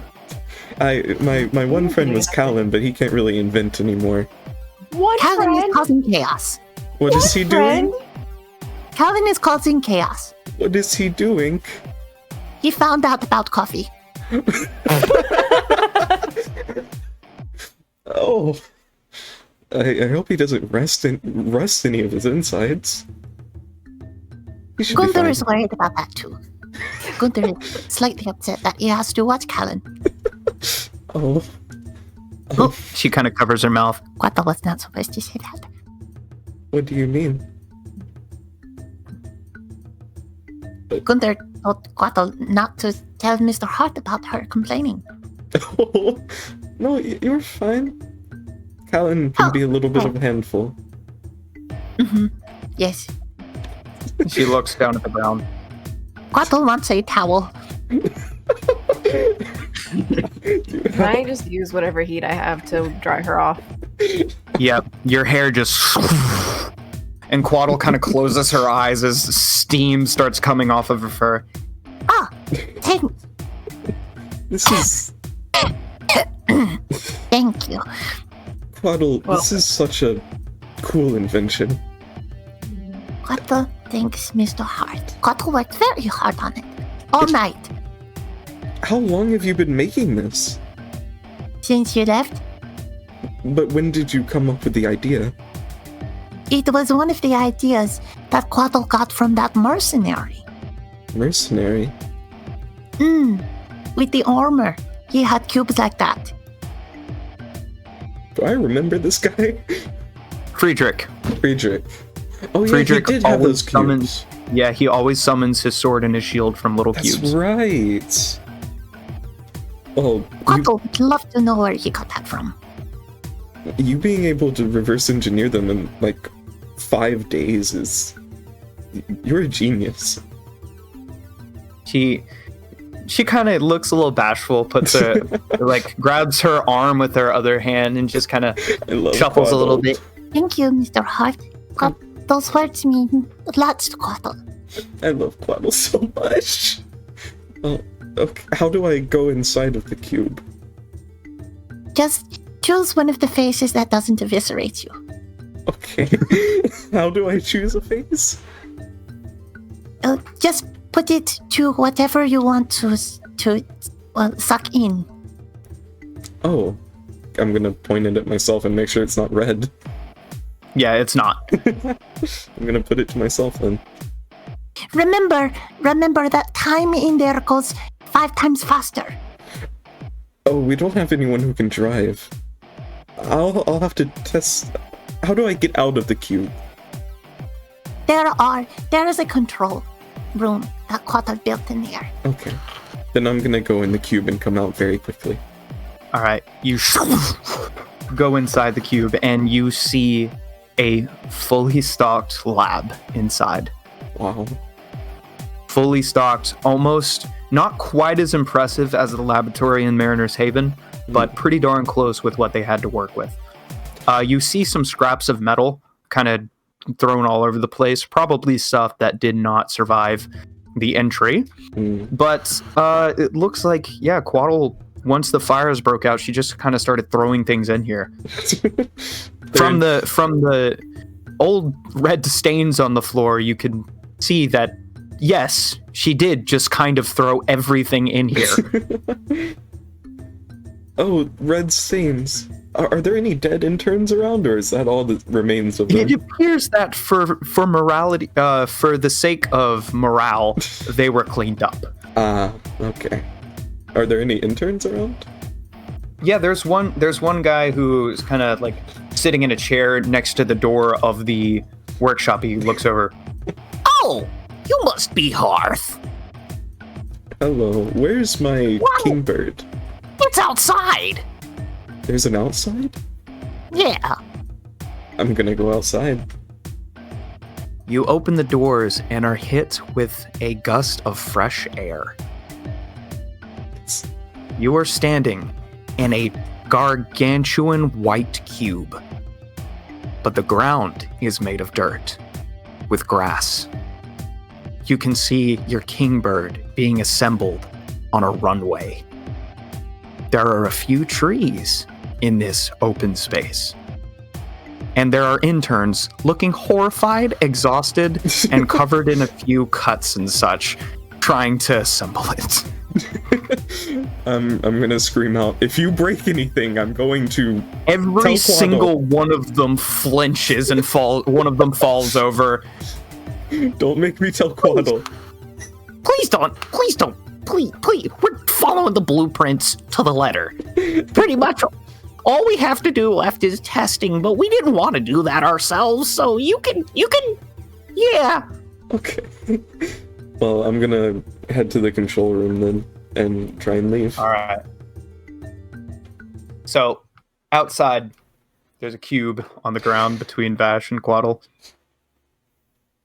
You're just kind of looking at each other. Quaddle just... How has your day been? It's actually been pretty well. We're off to go kill a crazy guy, and everyone's getting ready for it. It's gonna be fun, yeah. And how about you? That's cool. Quackle learned how to teleport today. See, that's always exciting. Really good job on that. How long do we have to wait till he comes back out? kind of looks at the cube. However long it takes him. In the meantime, there's this really cool game that I used to know back in the day. It's called Rock, Paper, Scissors. Quackle knows of this game. Do you want to try it? Quackle added a few more rules to raise the stakes. Oh, I'm so down. What are the rules? Gosh. Okay. And she starts teaching you extreme rock, paper, scissors. It's rock, paper, scissors, laser, mirror. Aha. Anyways, after a few minutes of playing this, Hearth reappears out of the cube, just Hello, Mr. Hearth. You did not get eviscerated. That's good. It really is a rush thinking you might die whenever you go in or out. Mm-hmm. Quaddle, Quaddle might keep that feature. Quaddle, you are like a once in a generation genius. That is insane.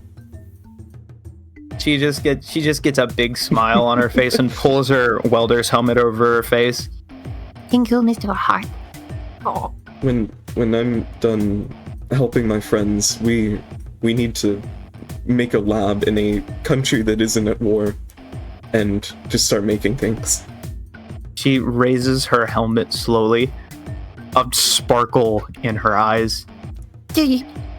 Yes! Yes! Quaddle would love that! And she starts bouncing up and down. And there's a beep, beep, beep, beep, beep, beep, beep. Oh no, Quaddle is about to run out of charge. She reaches down towards the teleportation cube. Quaddle, will return to the lab now. Goodbye, Quaddle. Goodbye, Bye, Mr. Quaddle. Hearth. I'm very excited to see the future. Yeah. Goodbye. And with a... she disappears. Love her so much. There's another... and she reappears soaking wet. Quaddle needs to fix that. And then disappears again. Vash, do you want to learn how to drive, or should I teach Viathan again? no, I'll definitely learn. Okay. You have hands to drive now. I do. Can we say until everyone gets here, I'm just going to be trying to teach Vash? Yes, not a problem. Not a problem at all. With enough time while you're waiting for everybody to gather, it's not an issue at all. She picks it up with a speed that's kind of scary to you. Wow. You're good at this. Some might say I'm a natural at a lot of things. All right. So, about 30 minutes later, everybody's gathered together, and you're ready to roll out. Yes. Time for another road trip to Chaos. Who's ready to kill some people? Oh, count me Let's in. get this party started. I guess it's time for murder. Cassia, as you're about to step into the car, some of the cult members still wearing that, these guys also wearing that purple armor that you saw earlier, kind of walk over and give you a slight bow. Lady Cassia, Yes? we have finished preparations. Oh, really? We'll be standing by for when the time is right. In the meantime, Back at headquarters, we have a platoon of soldiers standing by. If you ever find another ritual circle like this, should you manage to hijack it, we'll be able to pour through. Very good to know. And soon, very soon, this will come to a close. He gives you a smile. For the Lord of the Passing. Well, I'm off to... Safe travels, Lady Cassia. In Shangri-La, we don't have much of a foothold, so you may be on your own out there. That's fine. I'm never truly alone, or am I? No, indeed. Safe I travels will see to you all of soon. you. he gives a bow and they walk away, their capes swishing behind them. All right. Vash, you start up the car. Start rolling out.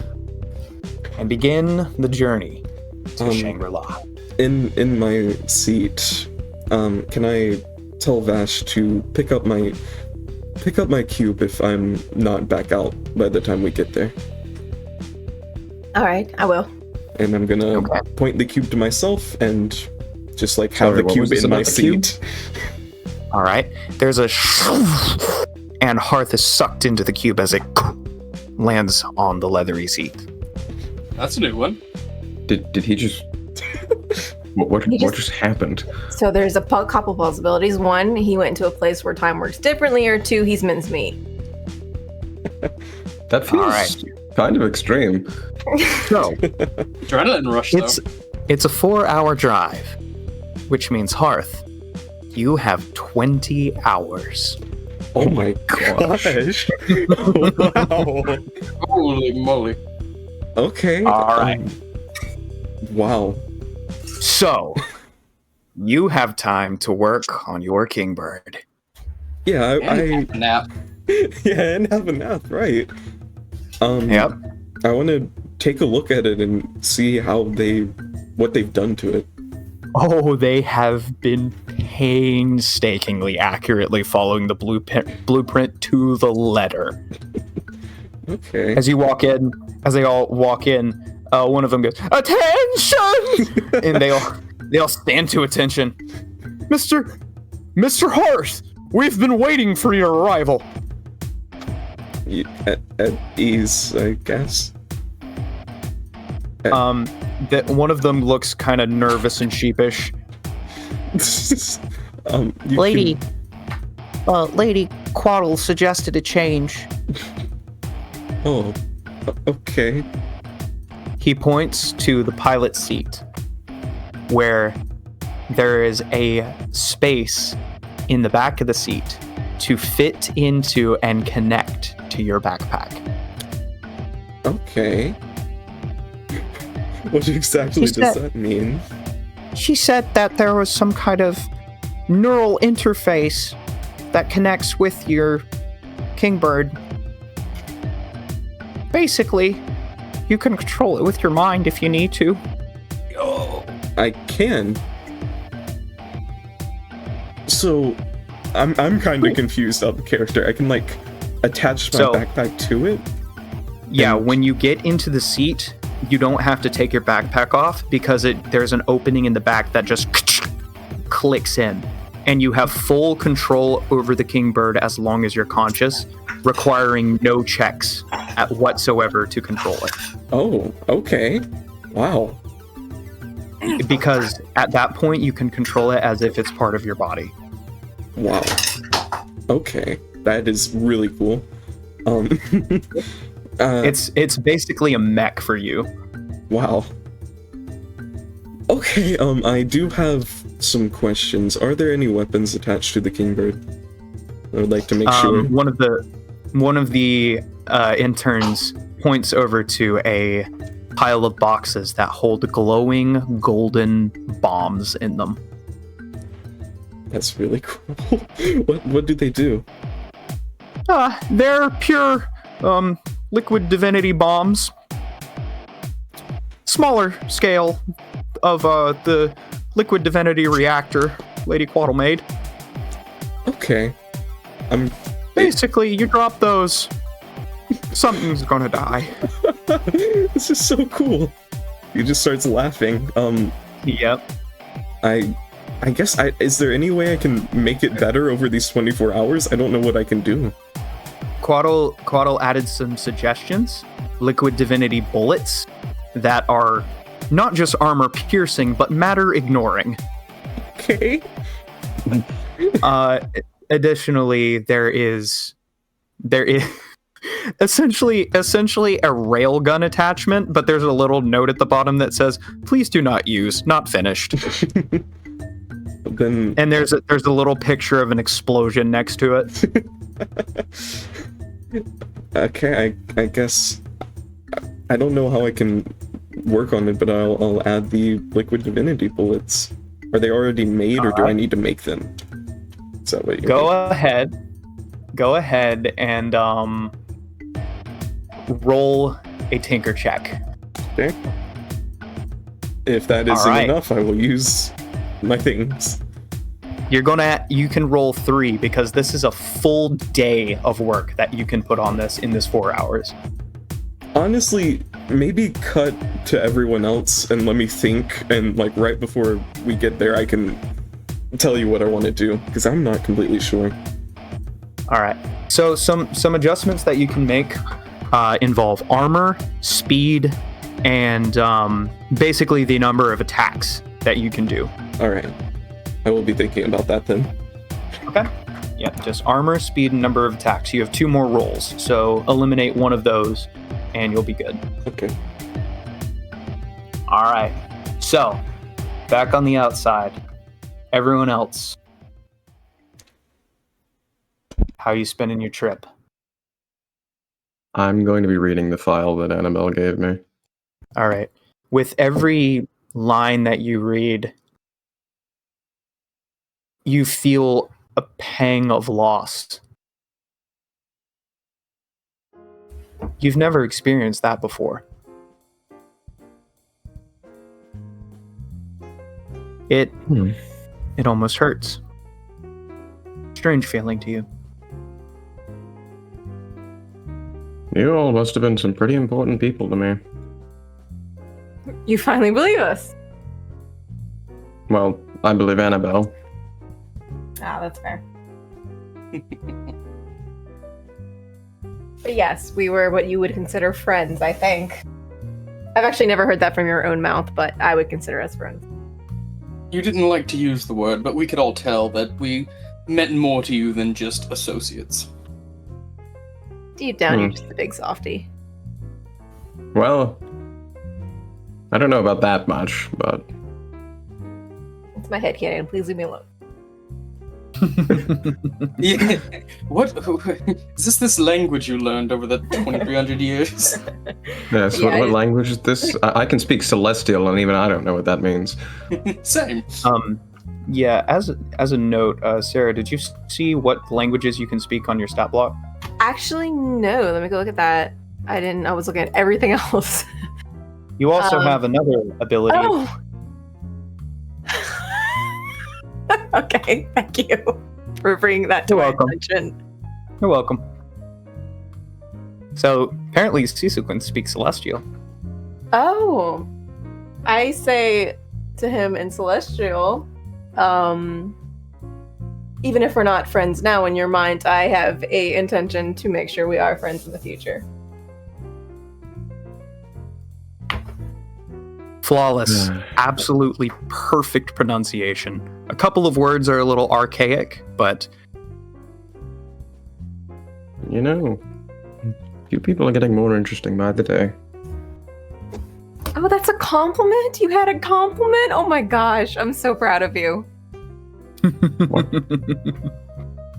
You make it sound like I'm some heartless void. That's what you pretend to be. Sometimes.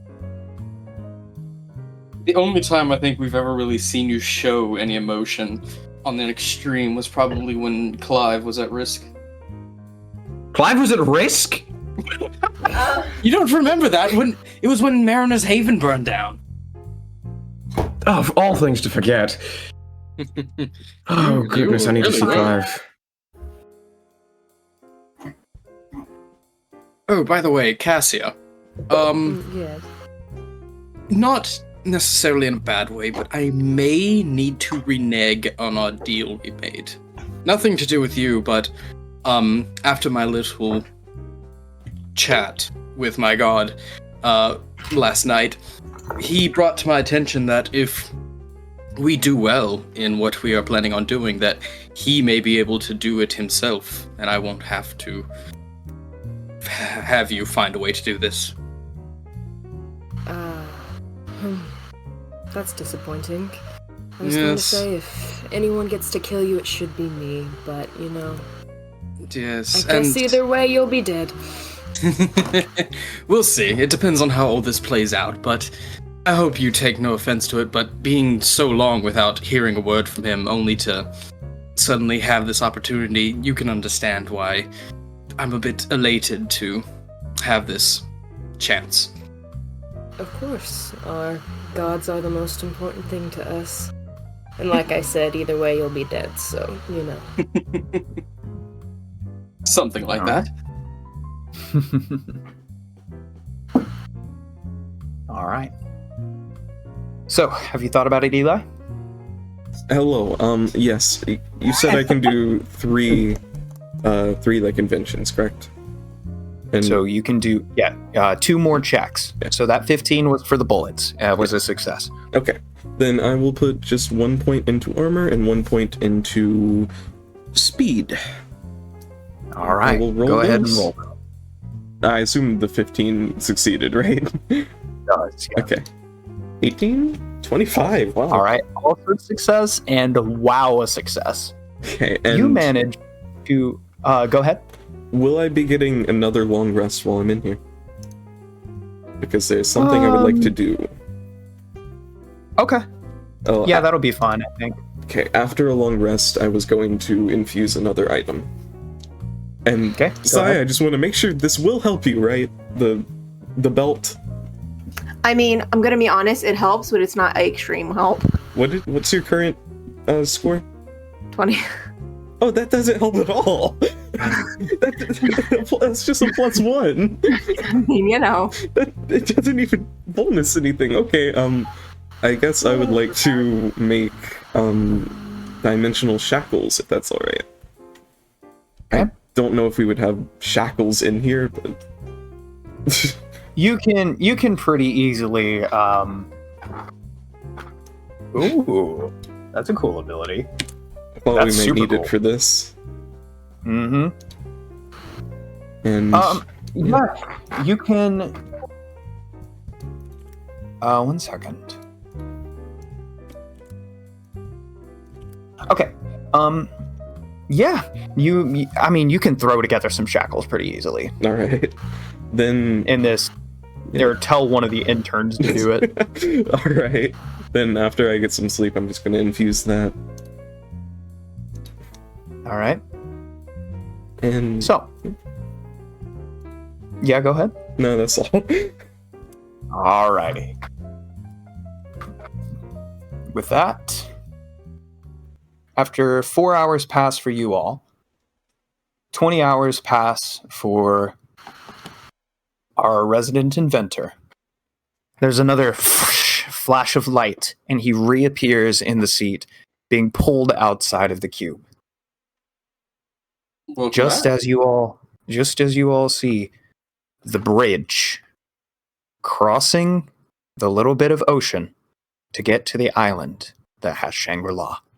Already you can see beams of light cutting through the foggy day. Spotlights, colors, music, sounds from this place. You get closer and closer, and the sound just keeps getting more festive, and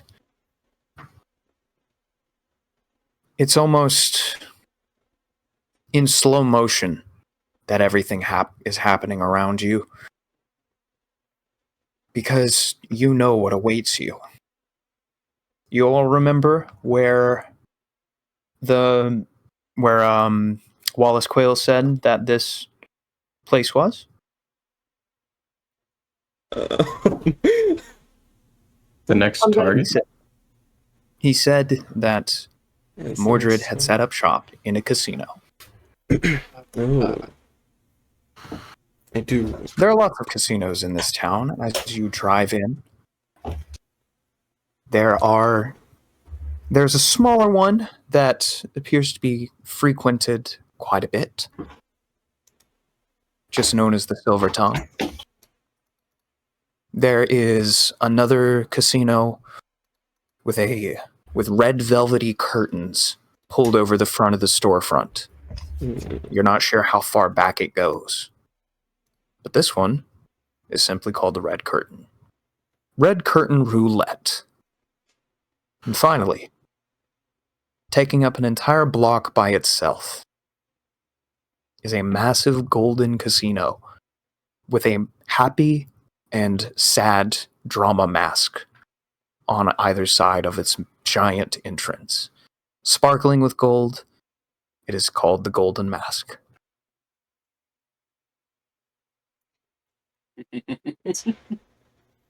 Look, Vythan, it's you. You know what? You're right. I have a strong feeling about that one. So is that where you're going to go? Oh, I'll leave it up to everyone else. If there's any Okay. type of investigation or something we can divine that maybe points us in the direction where he might have actually gone. Just because it relates to me doesn't necessarily mean it relates to him. Do I see any signs of oil leaking on the ground? Any puddles of oil? Oh yeah, you sabotaged the car. Make a quick perception check. You can, yeah. Alrighty. 19. Yeah. The Golden Mask is surrounded by almost like a moat of water, with bridges driving into this centerfold man-made island. Sure enough, leaking mechanical liquid along one of the bridges almost beckons you in. Pretty sure this is the place. There's a trail leading No right more to point it. stalling.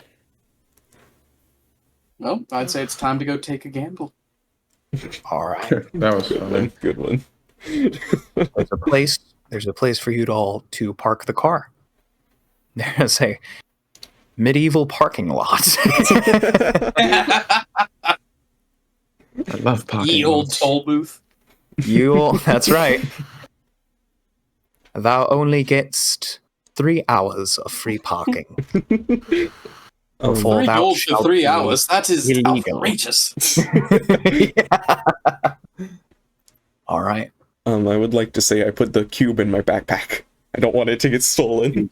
You do so. You pulling up to the parking lot and getting ready? That's a question for Vash. She here? No, she. Oh, her parents are home. Oh yeah. Yeah, That's fine. I drive up. Yeah, that's After 4 that's hours, she needs a totally break. fine. She That's totally fine because we'll go ahead and take our break. Awesome. Yep, Break we've been running for 2 hours. So we'll go ahead and take our break and we'll be back at 150, 155, somewhere around there. I have a question. Can I see everything like outside of the cube, like moving around? No, I'm gonna say that that's not a feature Okay. yet. I just wanted to like make sure. Okay, I'm gonna go bathroom and food, Me and too. I will be back. Oh, man. There was so much after he sent me whatever he did on Discord. I couldn't pay attention for like the next 15 to 20 minutes because I was just trying to catch up with everything he sent me.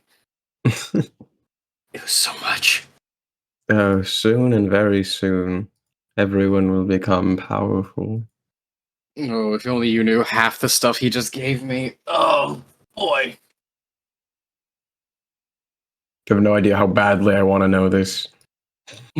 Well, one of them was the thing I did at the portal.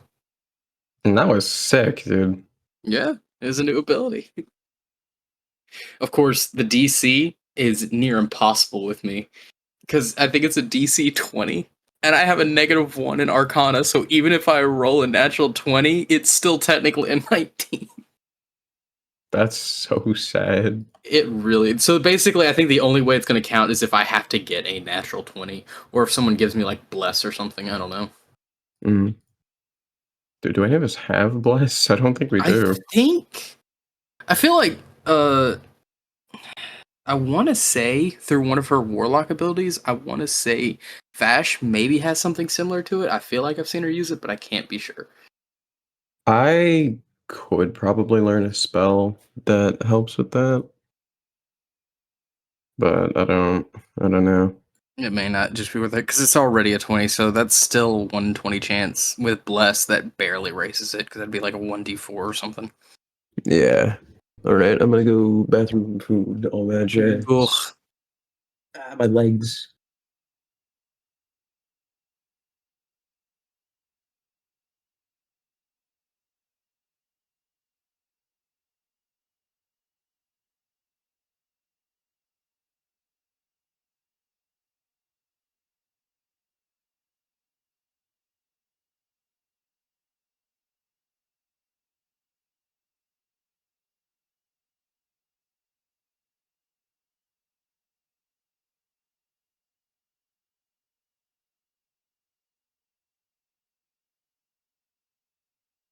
Oh my gosh, I came back and everyone's gone.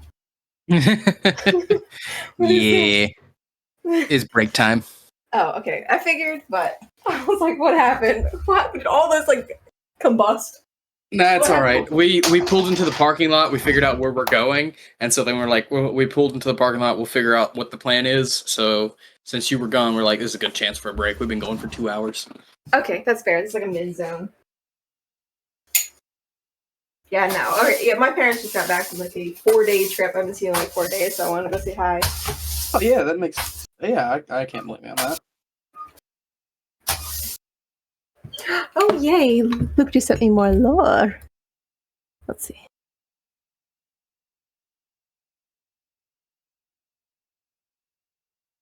Did Luke send you a stat block for your new character? He didn't send me a stat block, but he basically sent me like new abilities and feats that I can add to my character, plus a few extra spells that are pertaining to me. So like Ooh.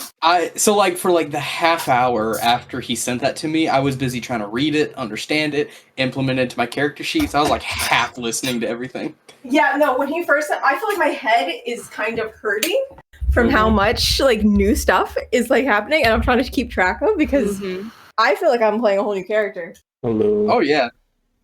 You're much more confident. It's great. It was so funny too, because like almost instantly after he gave me that, you had that whole thing with like the sigils on the ground. I'm like, wait, this pertains to that. I can already use I know! one. That was awesome. That was great. Perfect. It was even funnier because I had messaged Luke because he was asking, what our characters were like and how we were doing. And I'm like, so I'm leveling up. I can take a feat.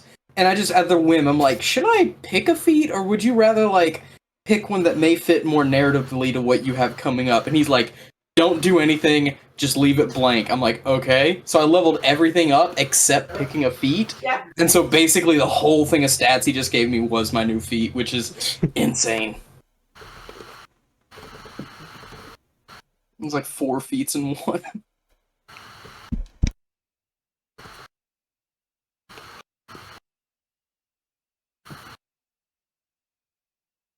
Your characters are just so cool. Everyone is so cool. Everyone is so cool. Yeah, no, that was all of y'all's stuff is making me so happy. I love watching everything unfold. It's so cool even seeing you, like, taking a whole new personality, because now you know who you are, know what you're doing. You just sound so much, like, more authoritative and confident. It's amazing. I mean, yeah, I'm desperately trying to figure out how she would act, because before I could basically base her personality by things happening around me, but now I'm basing it by things happening around me and also her past. So it's like double, and I'm trying to figure out how she. You basically now have to do a whole new spreadsheet to cross-reference with your current one. It's so strange because basically the exact same thing happened to both of us, just reversed. Exactly. It's so crazy. Hey, you want my spreadsheet? You can borrow the format. I have a pretty good idea of what I'm thinking and all that. Yes. I can't wait. Poor Cecil. I know, right? This poor character. Been trying so hard to get him to remember anything. And not happening, man. I'm sorry. It's so wild too, because he's over here, he can't remember everyone, but then he goes to buy things, he's like, ah, yes, my good friend. And I'm like, this is like nicer than he's ever treated me. This isn't right. Yeah, it's interesting how the way that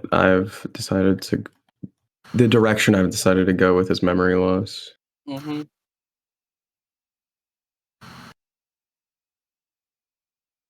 I would try to make Cassia sad about Cecil, but I don't think they've ever actually had a full conversation. No, we have So never interacted. No, never. So everyone's like, "You're our friend." Everything. I'm like, yeah, okay. I think the most interaction we've had is whenever you got angry at me for trying to buy blank. I was like on day Yep, pretty much. And then from then on, we just kind of had this like mutual like, ugh, that person, really? And then Yeah, me so and Hank were like the Just- ones in between trying to keep everyone together. I forgot to choose a cantrip. maybe she can become friends with the new Cecil. Honestly, it's very possible.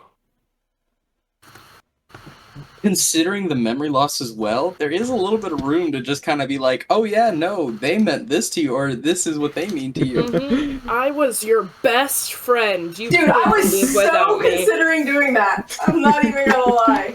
Because here's the thing, if he didn't remember who I was, I could literally say, yeah, you kind of work under me because I own Mariner's Haven and you own a part of it. So you report I to me. have returned. You have You ate, returned. you ate cereal that quickly. I'm very impressed, Yes, brother. I am a master cereal eater.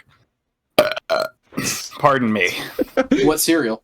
I don't think I will. Life. He ate life cereal. What is it? It's live cereal. Like the game? You know? No. He's just You eating the know, little in- pieces within you a know, bowl of in milk. Hey, I don't need it to be cereal to eat the little pieces. What? That What do you have for plastic was breakfast this excellent morning? quality. No, Wait, I've no, never life heard cereal- of life cereal, and it's kind of If you scary. if you take the little squares in Chex Mix, it's kind of like that, but sweet. It's the same texture, but the flavor is completely different.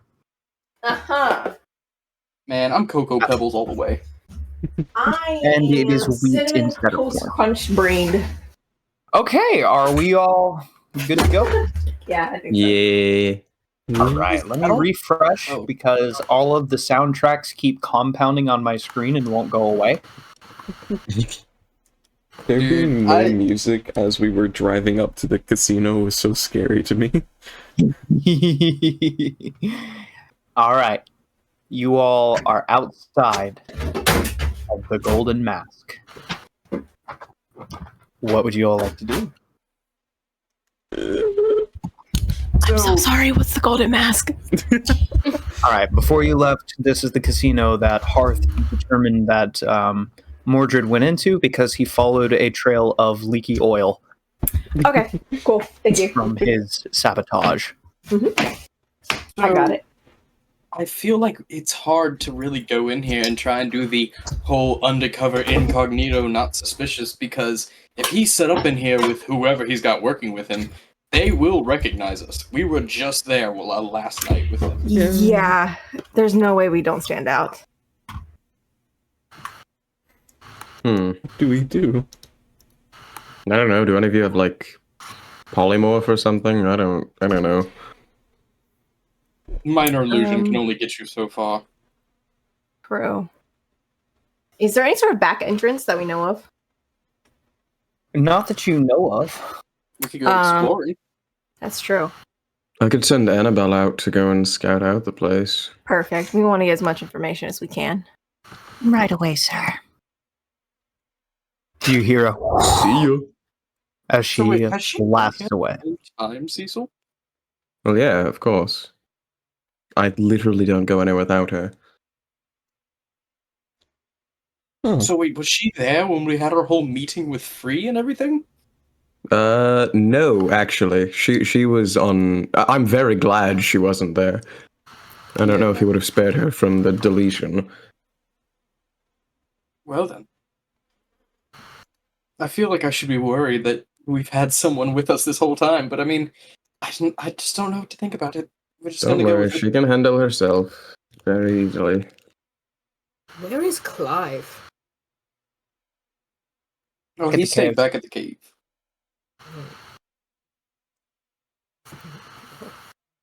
Okay. All right. After a few minutes, Annabelle returns. I couldn't find a back entrance. But I don't think they saw me.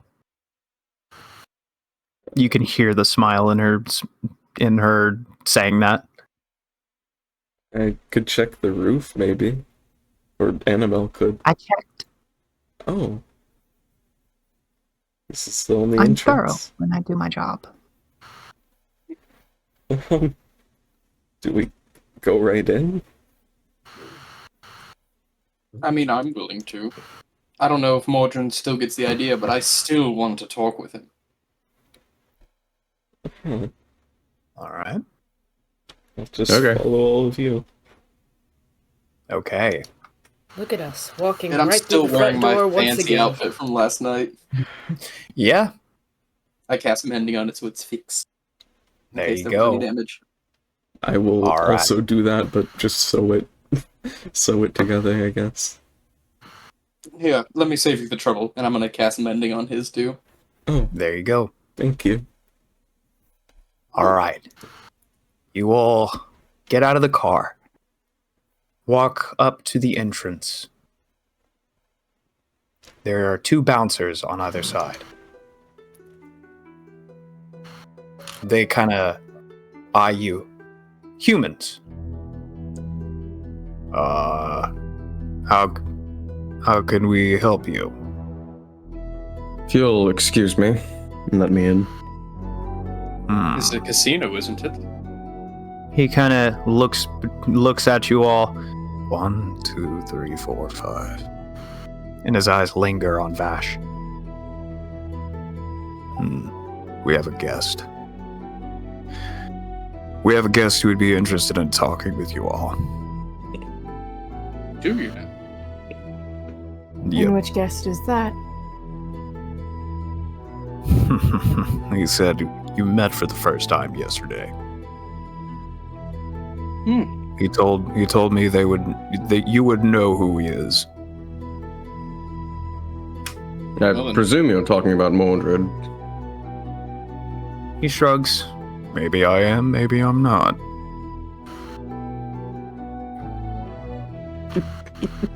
Well, we might as well. Might as well Yes. go have a chat. All right. The invitation has been accepted. Follow me. Don't like that He word. opens the door, pushes it open, and this place is packed. The colors, the lights, the people talking, and the yeah. You see a table full of people playing what looks like blackjack. One of them just kind of shaking his head. The dealer just shrugs, and another man at the table just yells, "You fraud!" The bouncer kind of just smirks at that. People at what looks like a primitive version of slot machines.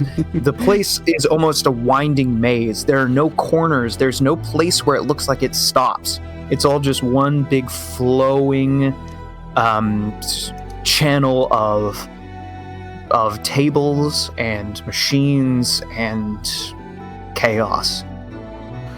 You reach the back of the room, and the bouncer pushes open this door, and you see what looks to be just as big as the main gambling hall. What looks like a lounge of sorts. You see waitresses and waiters walking around with plates of food and different amenities towards these big, plush, cushy couches surrounding tables.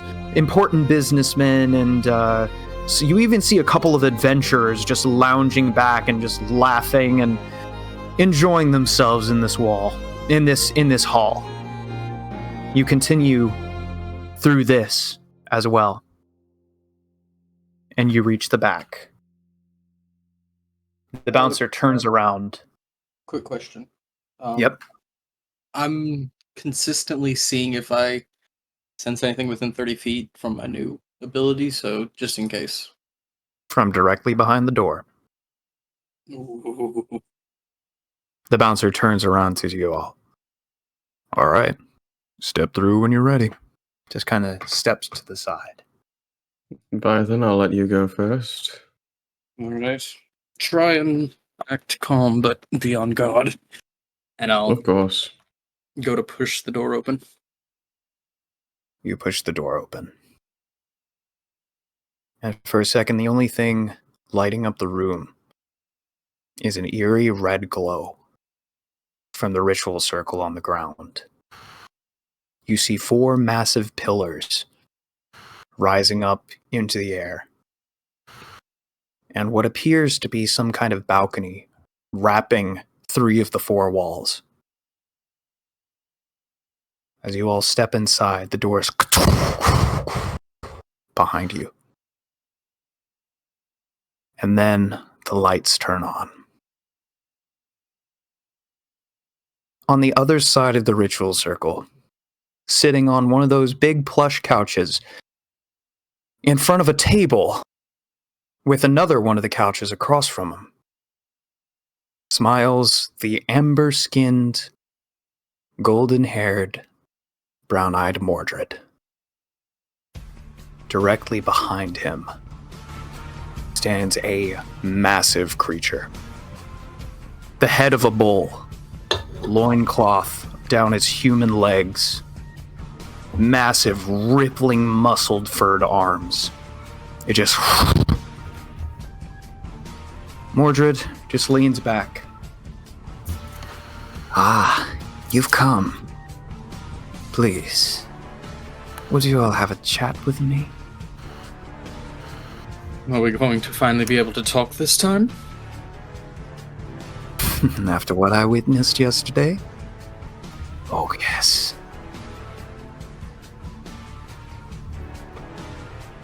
I guess I'll go to have a seat in front of him.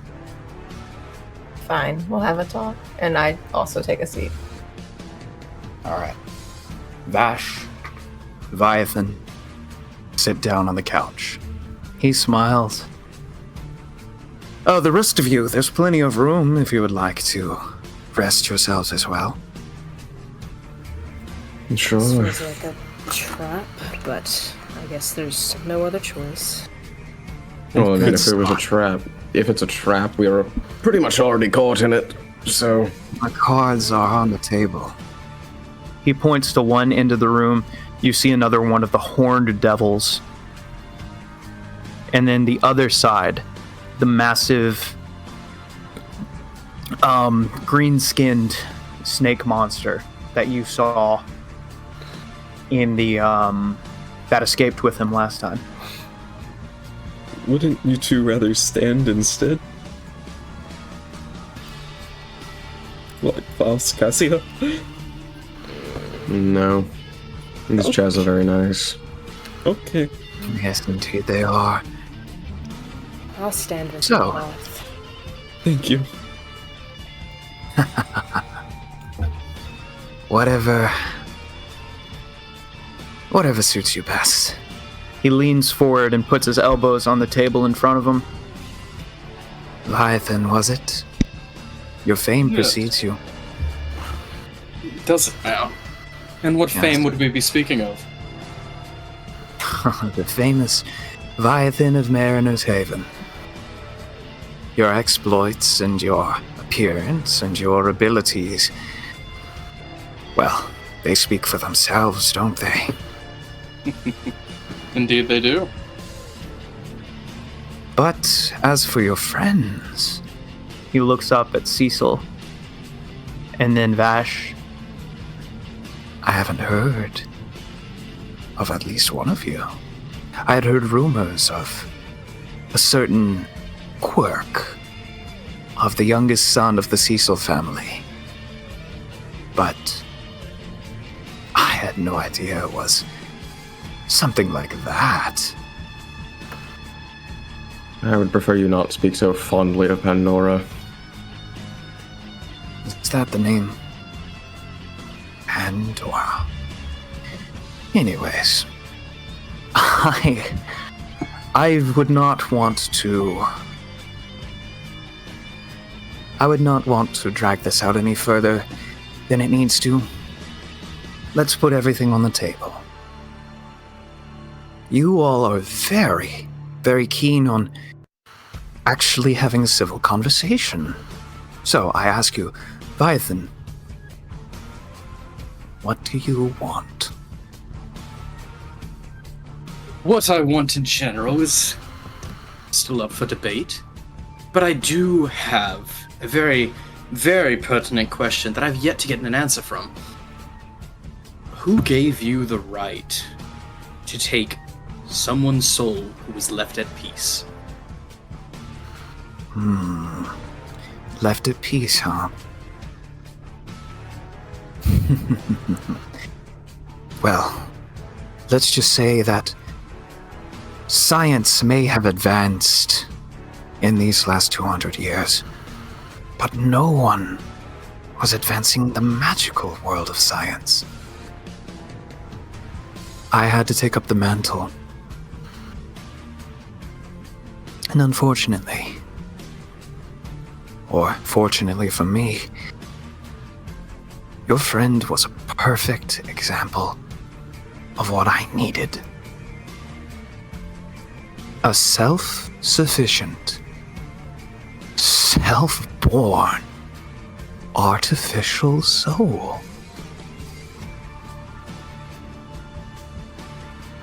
I couldn't believe my eyes. She was necessary for study. I hope you can understand that. Though, I'm sure you don't. She was necessary, Viathan. Do you understand how much power a soul holds? Liquid divinity, the magical powers that were once upon a time, thousands of years ago. Vash, you remember such powers. In a time where magic was even more powerful than it was when Viathan was alive. You remember such times. None of those powers, none of our science could possibly come close to the power of a single soul. And by all means, by all appearances, it just seems that your friend's soul just spontaneously came into existence.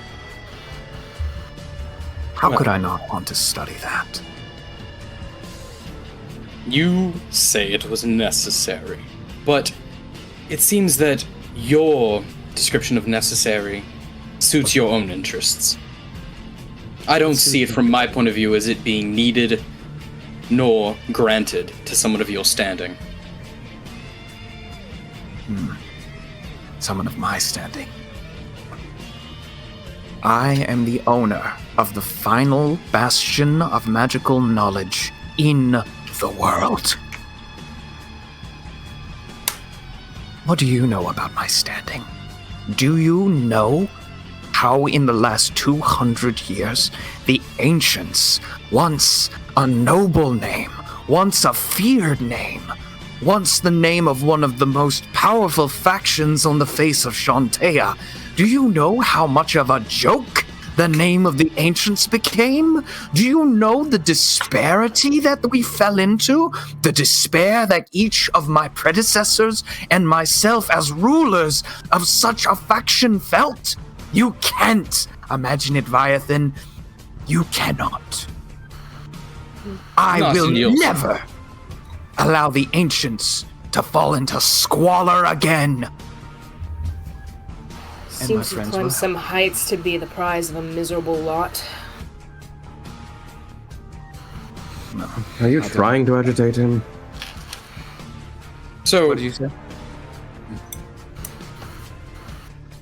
What did you say, Jen? Are you trying to agitate him? He just shrugs. Like I said, I don't expect him to understand. But I'm willing to come to an agreement with you all. And what is this agreement? You all are extremely powerful. And I have resources. The entirety of the ancients' knowledge. And he points to the giant bull creature humanoid behind him.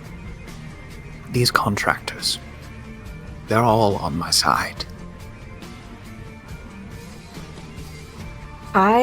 Vash speaks to you all, but it's in your head.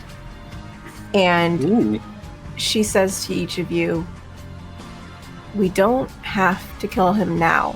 We could use him and then kill him. Alright, then what are your terms? Surely you wouldn't offer us all of your resources without some sort of benefit to yourself.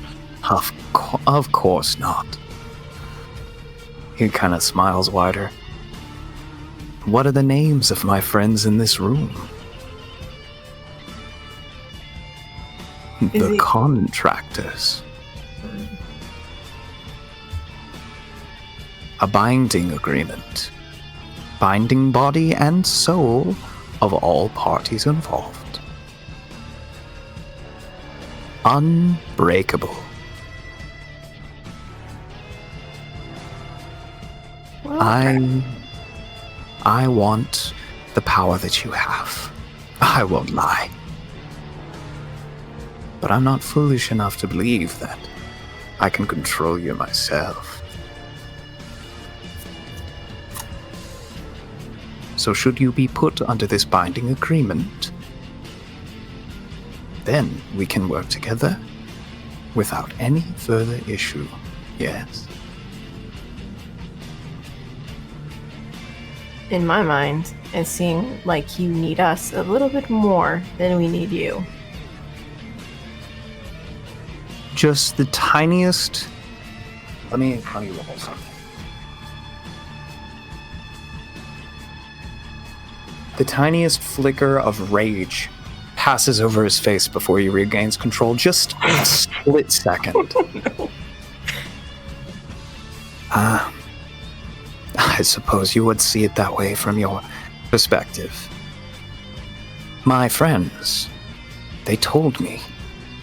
Well, as much as they knew. But I'm curious, Madame Vash, who are you really? What are you really?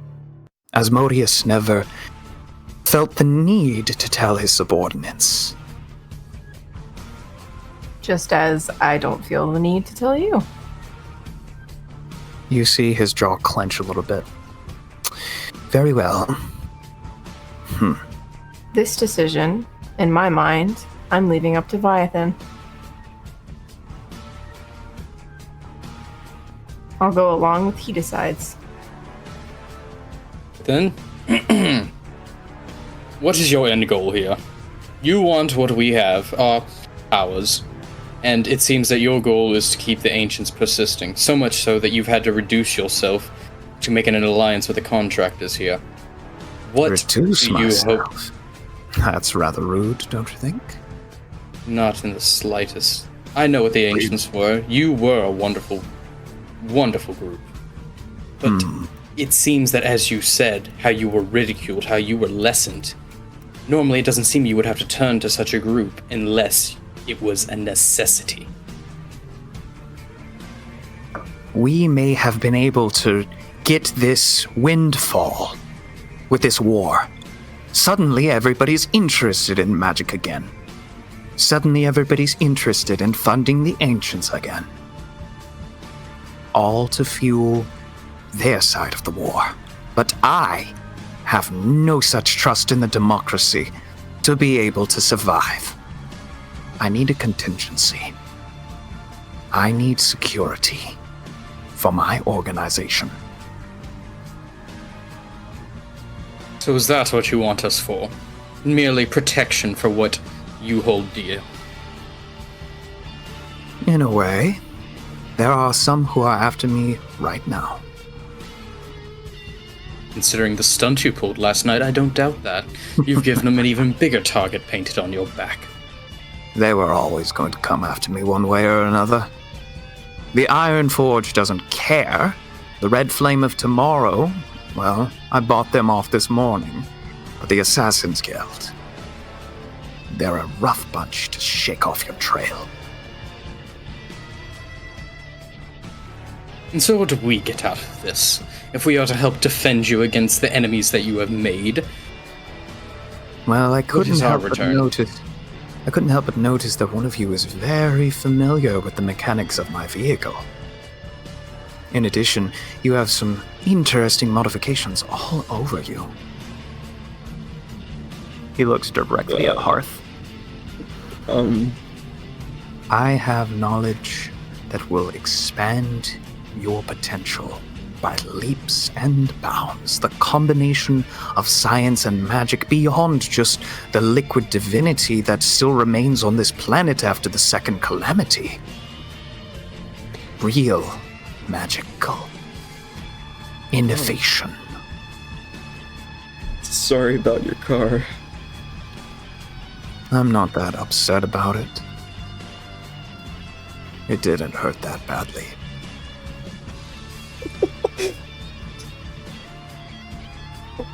Okay. You know, you still owe me. How so? As we've discussed, you took that soul. It was needed for your purposes. And yet now, it has fallen into someone else's hands. Someone much more dangerous that you should be worried about. And who might that be? Someone not of this world. He kind of looks confused and looks at the contractors. The Horned Devil just shakes its head and shrugs. Wait, you don't know about Free? What? Oh, you don't know what this war has had behind it. You don't see the big picture. Allow me to fill you in a bit. You're the ancients, you know what happened. You remember the Night of the Blood Rivers, don't you? We have the records, yes. Do you remember what came through? What caused it? Something beyond our understanding. Indeed. And it seems that because of what happened that night, it's whatever it came from, wherever it came from, remnants have still been trying to seep through into this world. And one managed to. He has been partially responsible for most of what's happened recently, including the fiasco that happened last night. He is assisting a group of people who helped put a stop to your plans. You don't realize the forces that you have against you. You see him kind of, despite his best efforts to hide it, go a little pale. And you see his shoulders droop just a little bit. The knowledge that the ancients offer is on the table. The help of these contractors is on the table. I hate to, demean you, but are you frightened? Are you seriously scared of this war? Are you concerned that you won't make it out? I do not fear the war.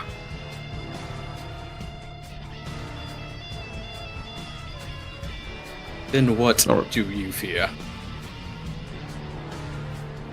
We can discuss that after we sign the agreement. No, we cannot. You said all the cards were on the table. Seems you still got a few tucked up your sleeve. You see his jaw kind of clench.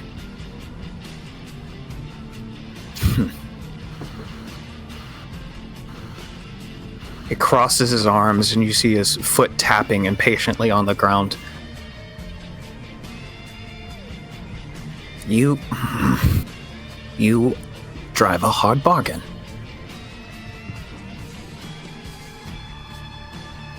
Very well. As soon as he says that, there's a from behind him as the bull creature stomps. You see him go even more pale. His lips are almost gray. I thought they were loyal to you. We're in an agreement. Did you mess up? Oh, I'm starting to understand. You've dug yourself deep. I have a question for these contractors. Not you, Mordred, but the contractors. I know that you all can speak. So tell me, if you're allowed, what is keeping you around Mordred? What is stopping you from killing him and doing your own whims? The massive bull creature crosses its arms and looks at you all with beady, glowing red eyes. Mordred's information is shockingly useful to us. And when you obtain that information? We have our own goals. So, what I'm understanding from this is that Mordred is a means to an end for all of you. Mordred slams his hand down on the table. You will take that back. Vengeance No. will not be a tool. Listen here, Mordred. I'm a very proud man. Alright, I may have forgotten some of my memories, but I know who I am. I could unleash Pandora right now and kill every single person in this room. Do you know that? He leans back in his couch and just breathes out. Apologies for losing my composure. I'm not getting a contract out of this, am I? You're not offering substantial profit for us. You've been less than forthcoming. You haven't been honest with us. From what I'm seeing, you're trying to place yourself in a position of power that you don't actually have. Listen, I get it. You have knowledge. You have something to hold on to. But be honest with yourself. You are grasping at straws. Now, if you really want assistance, if you really want help, you should let everyone know what exactly they are needing to protect you for. What you want out of them. Because it seems that you, as much as you like to hold the upper hand here, it seems almost a sense of desperation I'm feeling. He puts his hands together and starts rubbing them.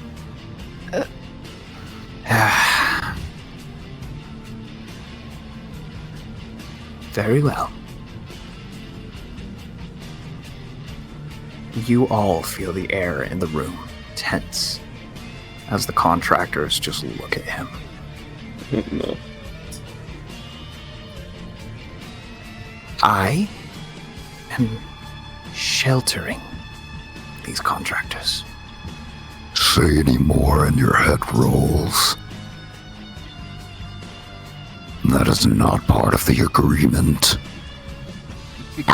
Mordred, you are getting dangerously close to breaking the terms. Oh wow, you guys have quite the hold on him. They Oh, I see. They You've already made a also- few deals. He kind of sits up straight and points to the horn demon. Zaxan, stab yourself. Without hesitating, the demon, the fiend, raises its giant pitchfork and stabs it through its own leg.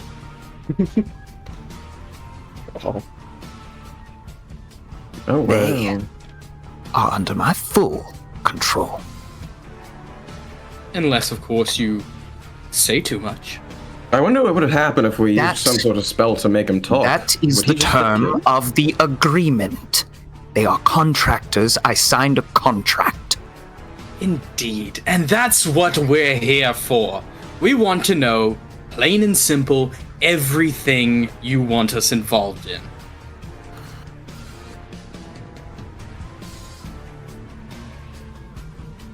All right. Unfortunately, I cannot do that. I put forth my offer.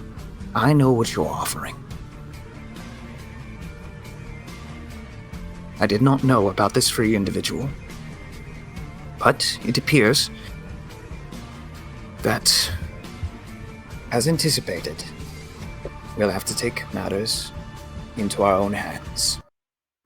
He snaps his fingers.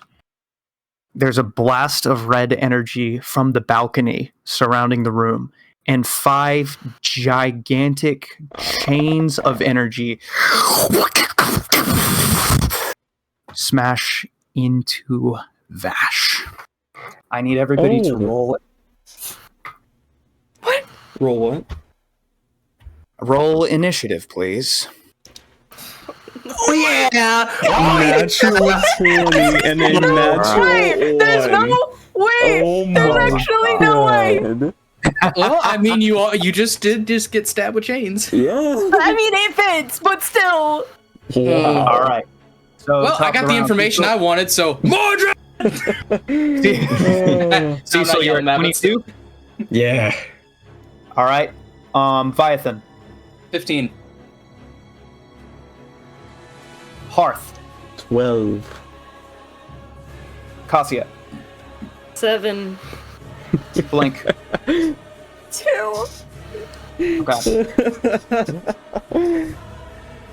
I had to talk to a family member, so I only heard like the end of when you were talking to me, so I couldn't really respond. All right. Yeah, I'm sorry about that. Visual aid, shall we? Ooh. Yeah. What the heck? Okay. Where are we at? Well, Mordred is right here. You guys would be right here. It needs to be a little bit. We are. Okay. I was standing to the side of the couch, I suppose. All right, that works. So actually, the top of the round is going to be this, the horned devil, the one that he called Gaktan. Higher than 22? Whoa. Wow. Yep. He runs towards Cecil. What? And is going to, and is just going to unleash havoc into you. Oh. 14 to hit. I didn't turn on mage armor. Does that hit? Oh, yeah. 19 points of damage from the first one. Second attack, 12 to hit. Yeah, no, before I'm just gonna use shield. All right, so he thrusts forward. You just flick your finger and look at him as the fork bounces off. He lashes out again as it bounces off again. What is your armor with shield? 18. All right, his tail whips around, a bladed, serrated edge, also bouncing off your shield. He just screams at you. Little hasty, aren't you? It's your turn. All right, then. Let's start this off with a bang, shall we? And I lift up my hand. And by that, I mean I put it in my pocket, pull out my card, and I throw it up. Prismatic spray. On all of them. On everyone. Well, this guy probably wouldn't be in it, but you can hit. What? It's a 60-foot cone. Yes. Oh, yeah, no, he doesn't get hit. So you can hit those 3. Yep. All right, so that is going to be, what is your... 21. Okay. And dex save? I do believe so, yes. Mordred succeeds. Really? He does. He Dude, rolled a that's natural so annoying. 19. All right. Wait, what? The giant... He's a -1? No, he rolled a 19 plus something. Oh, I see. The giant bull monster fails, but knowing of the danger of this spell, he's going to use 1 legendary resistance to succeed. Wait, can't can I use heightened spell on Mordred? No, I'm going to say you need to do that before you cast it. Okay. You need to make that this call did before. absolutely nothing. All right, and then the Horned Devil also fails. So go ahead and roll your d8s. So how many people does this? Just the big guy? 3. So 1, 2, 3 different rolls. Oh yeah, it's for half damage. They all get hit by it. All right, so yes. So success, and fail. So starting from the front, that's going to be a 7, an 8, and a 1. Reroll again for Mordred. Oh yeah, sweet. 4. Okay. No, I believe you need to roll. It's twice more. Yeah, go ahead one more time. I got lucky. Okay. So 4 and a 5. Go ahead and roll the damage. Gosh, this spell is so... 10d6 /R. Yep. 10d6. I'm going to empowered spell those ones. All right, so re-roll 2d6. Oh, dang. Add 2 to the damage, so 37 points of damage. And so Mordred is going to take twice that, halved, because he's hit by 2 rays. What are the damage types of 4 and 5? 4 is poison, and then 5 is cold. Okay, 4 and 5.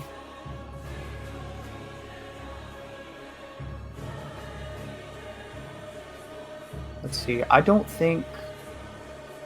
Okay, he does not resist those 2 types. So yeah, he takes a flat 35 points of damage. As he does so, he shoots you with a beam of energy. I need you to make a Constitution save, please. Bam! 24 is a success. You take 10 points of necrotic damage. No, I don't. I take 5. Yeah. Yes, I know. I'm aware. All right. And then the Horned Demon, he's going to take... What is a 7? Is that the binding? Oh, 7? That's blind. Okay. Failed save. It is... Okay, so... You please remember that for me, okay? Okay. You have blinded the guy. And then this guy back here is just going to take... What, is that fire damage? Yeah. Alright, so he takes nothing. Yep. Kaboom! A spray of multicolored beams just erupts out of Cecil's hands. You see the Horned Demon rear back, screaming as it covers its eyes. Mordred just grits his teeth as he's slammed by this wave of blue and green energy, and just kind of coughs up a little bit of blood. All right, so on initiative count 20, the chains wrap around Vash and lift her up into the air. Can I use a cantrip for my action? Yes. Okay. I will be probably acid splashing Mordred. Okay. So it's not a 15. dex save? Yeah, that's DC 21. All right, he fails. And 10 that points of does damage. Okay. 10 points. That's it All for right. me. Okay. Yes. Vash is being strung up into the air, and you can see at the tips of your fingers diamond gauntlets start to materialize. No. Uh-oh. Oh my gosh, no. You see, if anyone's looking, absolute panic and terror go across her face. Mordred just looks at you, Cecil, and glances up at Vash. I'll have you one way or another.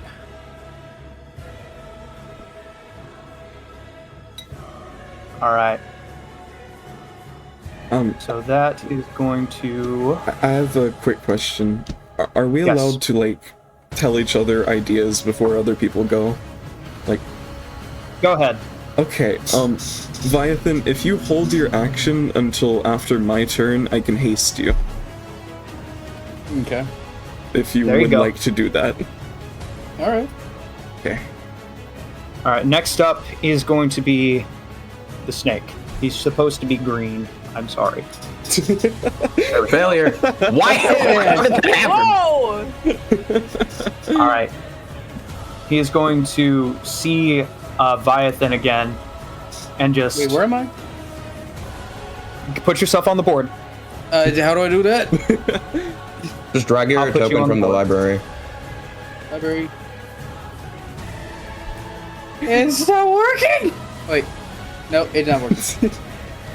There is I am- Cassia, and here is Viathan. Yay. All right, I got it. All right, the snake looks at you, Viathan, You're dangerous. and his eyes flash green. I need you to make a wisdom saving throw. Awesome. Let's go. Oh my gosh, Oh, no. you just barely meet the DC. Yeah. Oh gosh, I thought you were about to Wow. say you missed. I am the danger. That's insane. Seeing it didn't work on you, it slithers up to you and is going to grapple you. Bite me. It's With pleasure. All right, it is going to coil its massive snake trunk around you. Do I make a check or something? Yes, I need you to make a This is athletics. Apologies. Yes, an athletics check, please. Sorry, just a second. What happened to Galax? Is Galax with us? It's up to you guys. I think it's up to Eight on that. Sai. It's an eight. As the creature tries to coil you up, Yeah. you slam into the tail that is trying to wrap around you, and there's almost a glitch in reality as the snake is almost teleported slightly back. Ooh. It just kind of blinks, What just? and it's your turn. You know what? I'm gonna wait, just like Hearth said, to hold my All right, action. Horace, are you using haste? Yeah, I'm using haste on him, and as All my right, bonus Viathan, action. Oh wait, he can go immediately after. Okay. Are didn't you know doing that your was allowed. cataclysm? Yeah, I was gonna shoot the chain. That's Okay, all I roll wanted the to do. roll the hit. Yeah, go ahead. Quickly, damage. All right. Slams into one of the chains. It doesn't even flinch. That's all I can do. A wave of reddish white energy goes up and down as it hits Vash. You feel a sharp, burning pain course through your arm, almost as if the cannon had hit you. You don't take any damage, but it hurts. Oh. Well, I backed up, and that's all I want to do. I just want to haste him. All right, Python, it is now your turn. Oh, let's go.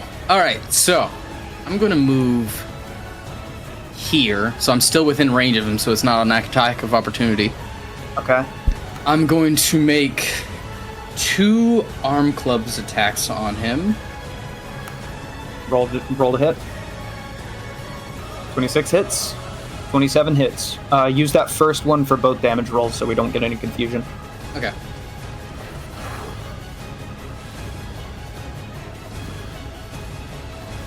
And then the Couldn't you use inspiration and take the 20? No. nah, Okay. because I would That's reroll why it. I I don't don't want to like- see it. That's why I don't like you guys rolling with auto advantage. I'd prefer you I just don't roll know one. how to turn it off. I wish I did. I can turn it off. I can turn it off in the settings. Okay, yeah, if you can do that, I'll be good. Just go ahead and roll damage. All right. The second one is going to be with a living weapons. All right. Go ahead. Nice. So that's going to be a total of 37 points of damage Good. against the damage. snake. Yes. Yeah, And- as soon as it glitches back, you, with insane speed, you're on top of it and rip off your arm and bah, bah! It almost falls over from the impact. Go ahead. It needs to make a wisdom save. All right. It fails. He is now fearful of me. All right. The snake is And scared. then with the third attack, I'm going to make a blood drive shot on Mordrin over there with a piercing Roll the fork. hit. 31. Oh, will sorry, definitely hit. Roll quick. Sorry, no, don't count that one. I gotta roll with blood drive. Oh, That's Oh, okay. no. I'll take that one. That's chaotic flare. okay. What do you roll? D4. I take the first one. It's a 2. I hit the wrong button. All right. What is that Uh, effect? 2 gives you disruption field. Waves of energy ripple around you. Every creature that starts its turn within 5 feet of you or that moves into that area for the first time takes 1d8 force damage. All right. So that'd probably be the snake, since he's the only one All within right. that. So yeah, you see Viathan try and increase the pressure in his arm to shoot out the blood, but there's almost a shift in his own being. You see 3 of him, one red, one blue, overlapping, and then coming back together, and there's a as surrounding him, there's just a shaking of the air. All right, so go ahead and roll a d8. The snake hisses as its scales begin to shake apart. You have one more attack with your haste. Yes, and I'm gonna save my action surge for now. So we're gonna do another blood drive shot on Mordrin, just because I'm still after him. Roll the hit. I feel like he's the one with the chains. 17 Uh, will hit. Roll the hit. yeah. All right, so 16 points of damage to Mordred. All right, yep. 16 points of damage to him. Wait, give me 1 second. Let me retry that. I might have actually had living weapons kept on. Okay, so just give him another hit point. That's fine. All right, so it would have just been the base roll. Okay, so we'll take the 15. That's fine. Okay. All right, that's going to end your turn. Combat. Yeah, that'll end it. That's going to end your turn. Yeah. All right. If it's Mordred alright, I would is like to use the rest of my movement. If Yeah, go that's ahead. okay. These are giant pillars, by the way. You can take cover behind them if you need to. Okay. All right. Mordred just clenches his teeth and looks at all of you. You all sicken me. Looking towards you again, Viathan. Go away. Charisma save. That is a failure. I'm gonna use Indomitable. Roll again. That is also a fail. Inspiration. For the second time. Wait, could I still use my inspiration? Wait a second. Return your use of Indomitable. A 16 succeeds. Oh, it does! Yeah! Mordred, he tries. This time. He snaps his fingers at you, and you disappear in a flash of light. And then you reappear, and disappear, and reappear. Each time standing a couple of inches away from where you were standing. You swear you can hear. That's my favorite.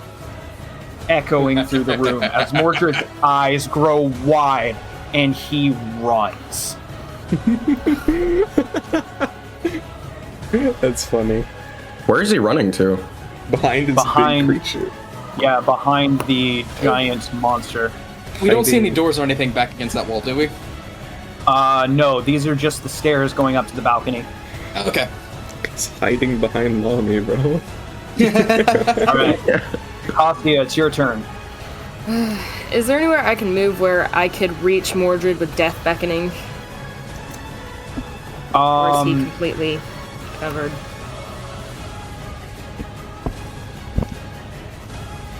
I believe the max range for Death Beckoning is 30 feet? Mm-hmm. Yeah, you can't reach him on your current turn. Didn't the cultist say something about the circle? Yep. That's true. I didn't. Can I summon them through the circle? Okay. You look at the circle. I need you to make an Arcana check, please. Okay. Oh, I completely forgot about that. I should have done something. There is, Sad. as you look at the circle and you try to concentrate your energy on it, you try and pull those presences that you feel. It begins to work, but it's slow. That's going to use up your turn. You are changing the circle somehow, but it's going to take a while. All right. Next up, the bull-headed creature. As per the contract, you will be executed. And it takes a couple of steps. It takes a couple of steps down. And let's see. Viathan, I need you to make a wisdom saving throw. 1 second.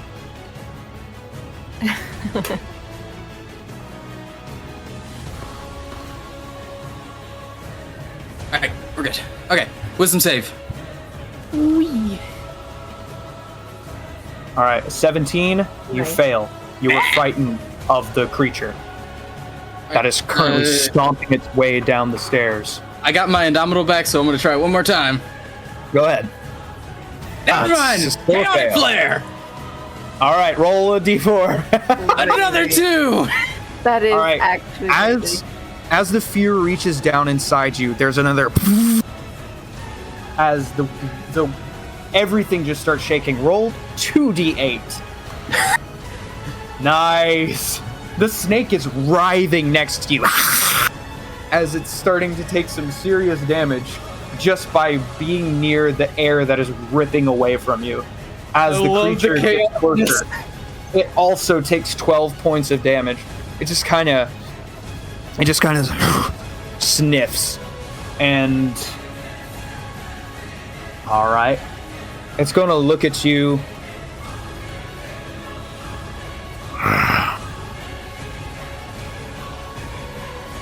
All right, I need you, Viathan.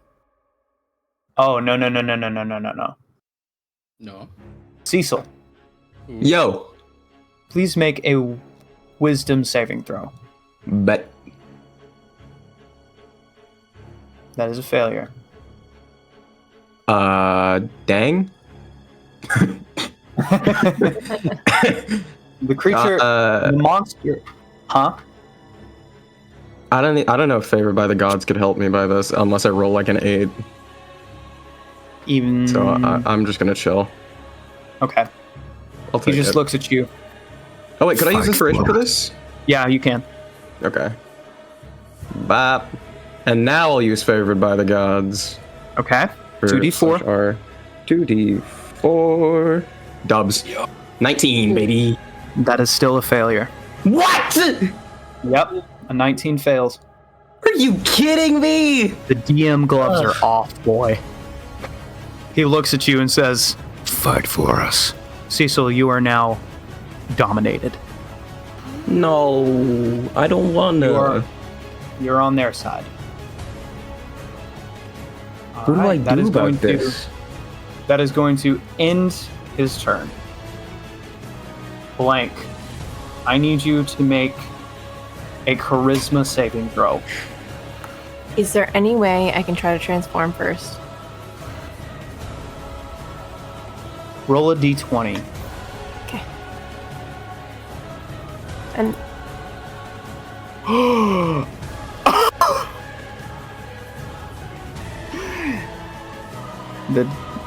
The requirement for you to succeed on that roll was a 15.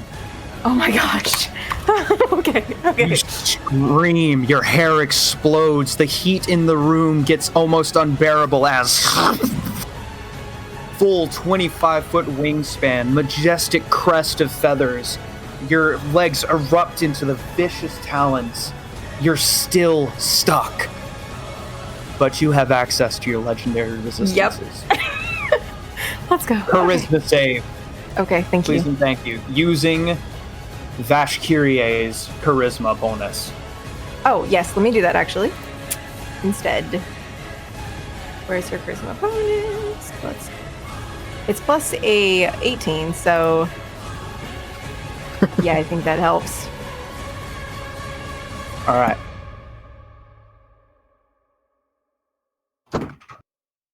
Okay, go ahead and roll it for me. Oh, sorry. I thought I was just going to use a roll I did, but I can do that. Sorry. That is going to be a 19. I got a That nat is a 1. failure. Crap. Oh no. That is a failure. I need you to make another one. Yep, In fact, I need you to make 4 more.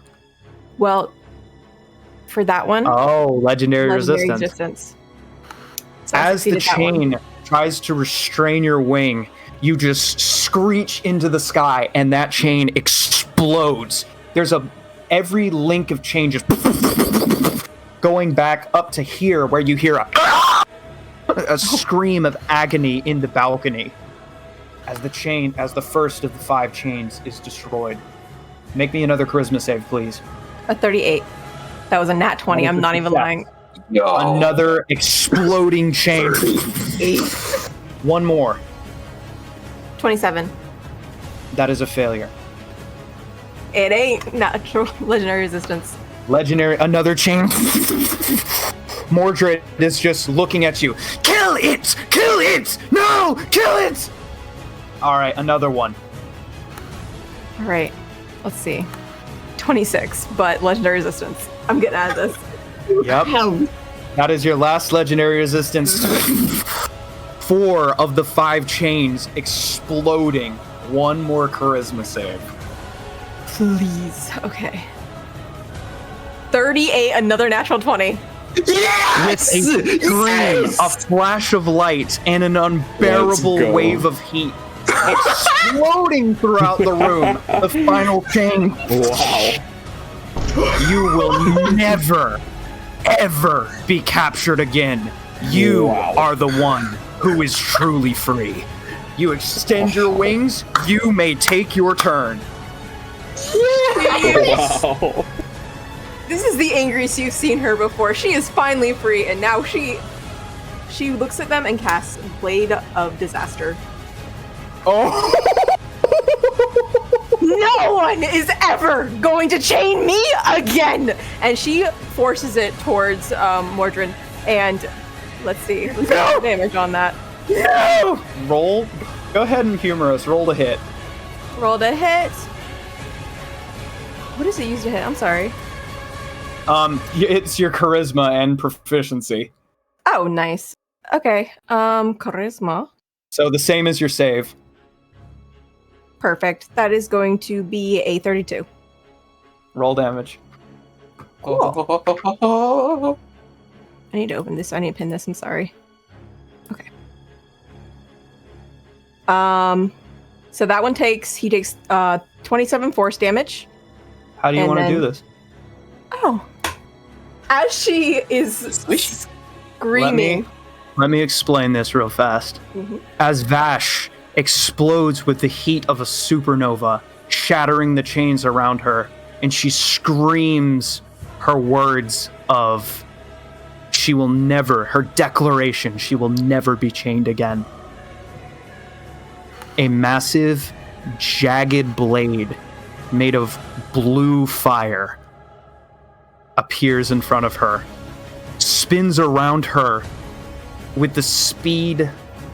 It's just so fast, she is surrounded by rings, almost like a planet with beautiful rings of blue surrounding her before the blade shoots towards Mordred. How do you want to do this? As the blaze shoots towards him, she gets the look of complete, almost royalty on her face. And she grabs the blade in midair and slams it down to his head, standing on top of him. All right, I will allow that. The blade moves fast, but Vash moves faster. Grabbing the blade out of the sky. The blade sticking out of the ground with one leg, her perched on top. her wings extended on either side. You still have another attack with your Blade of Disaster. Oh my god. Okay, going for this guy. All right, roll to hit. All right. That is going to be. It's loading. I'm so sorry. That's going to be another 38 or 32. Sorry. All right, roll him. That is going to be 38 force damage, All right. and You that is kick going. the blade. You kick the blade into the air, flip in midair, and kick it with your other leg. It stabs them straight through the chest. He jerking around, swinging his pitchfork with fear. Just the blade stabbed into him. That was your bonus action. Excuse me. Blade of Disaster is cast and makes 2 attacks as a bonus action. Oh boy. Well, on a side note, it also did. Never mind. That's critical. Never mind. All right. As for her action, she's going to start ripping into his face with her talons. The same guy? Mm-hmm. You swoop in, open up your talons, and roll the hit. 21. Not a great roll. That will hit. He does not take fire damage. Okay, perfect. That's fine. That's going to be 28. 28 points of slashing. Mm-hmm. On the first one. Next. That is going to be 26. 26 points to hit. No, it was 30 to hit. Okay, 26 points of damage. Last attack. That was a 35 to hit. How much damage? That did 24. You swoop in, kick the Blade of Disaster through him. It goes through, swirls around. You grab his face with your other talon and slam him down on the ground. There's a ring of fire that extends from where you smash down. The stone begins to melt underneath you as you just scream and just crush his head into the molten stone. A geyser of fire is erupting around you as feathers fly. That is going to end your turn. Okay, cool. Thank you. It is his turn. Okay, Luke. For his turn, he has to make another wisdom save, and if he fails, he's banished from this plane of existence. He succeeded. Oh. Yeah. Well, he opens his eyes and sees what's happening to him, looks up at Vashkirier and just... She is not letting him go. He's... Poor little devil. Poor little devil. He's gonna try and attack you. Okay. So he tries to stab you with his fork. 19 to hit. Doesn't hit. He stabs at you. You slam down your other talon, pin his arm down. 25. That hits. He manages to jerk his wrist, hitting you for 17 points of piercing damage. Okay. His tail whips around, and you just smile and crush him deeper into the molten stone beneath him. I'm assuming a 15 doesn't hit. No. All right. At the end of his turn, this giant creature is going to use one of its legendary actions. All right. It looks up at you. Let's see.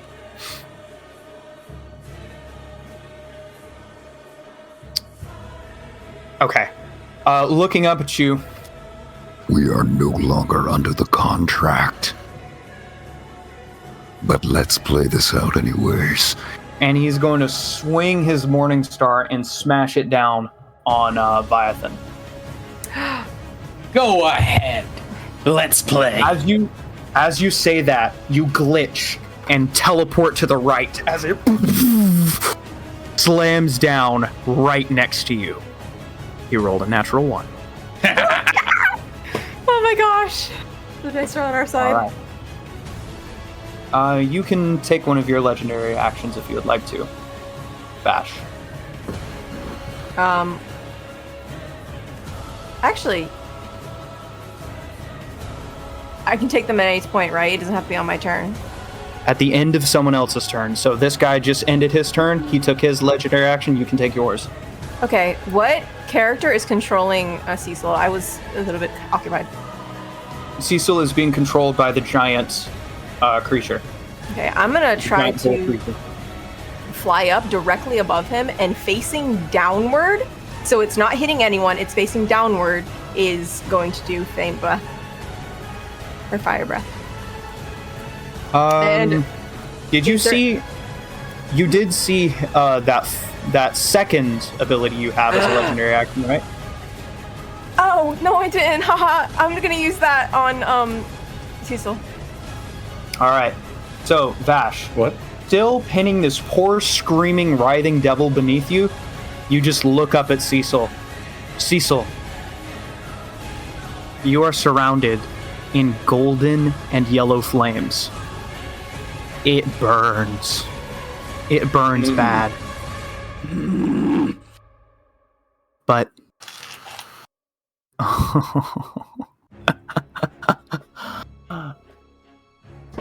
Vash Kyrie, I want you to roll a d20, please. Okay, will do. Oh no! Oh no! I feel like I was to succeed on that! The domination as the purifying flames burn your body, mind, and soul. Yo. The suggestion ends on you.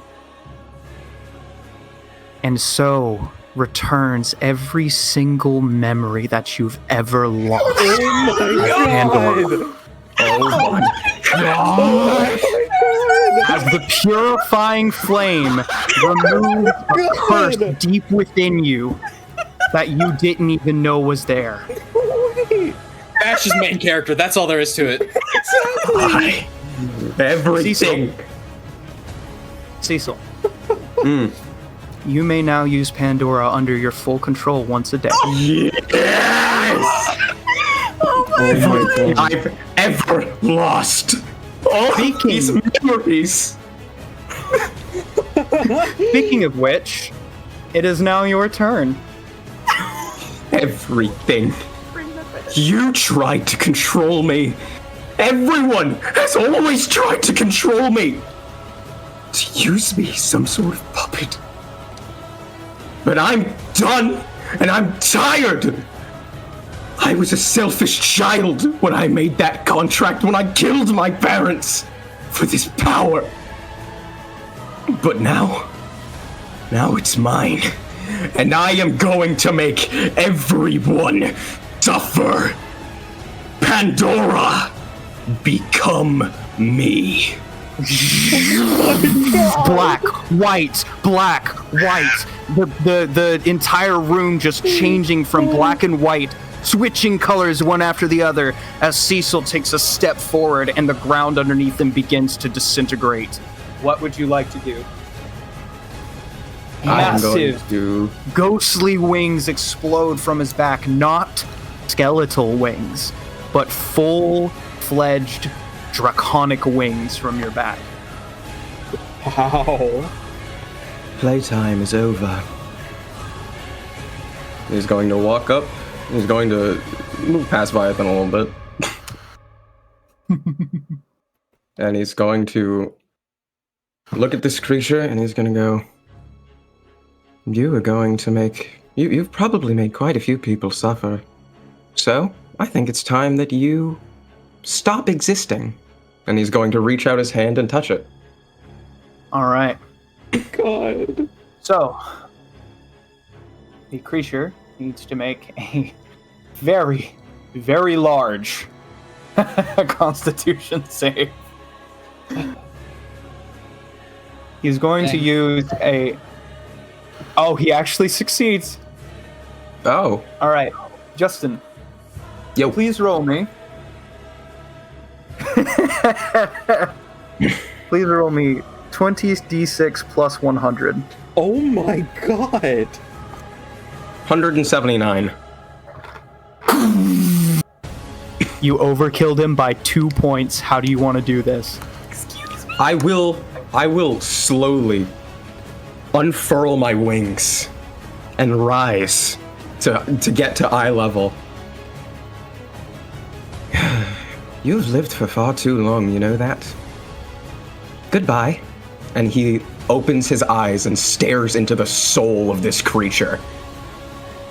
The beams of white light explode out of the depths of Cecil. Pandora, burning into the eyes, the beady red eyes of this creature.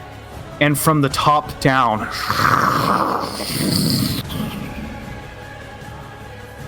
the bull creature disintegrates into nothingness. Oh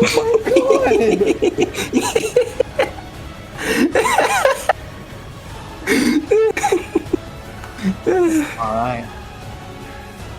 With that, your wings slump down. Your head is smashed with a pounding headache, but you don't care. As you fall to the ground, you catch yourself. Cecil once again, but now, once per day, you may unleash the wrath of Pandora against a single enemy. Oh my god. Well, All right. looks like I'm not so pathetic anymore. I'm gonna assume I'm not no longer feared because he's not here anymore, right? Nope. No more fear. Yeah. The snake is feared.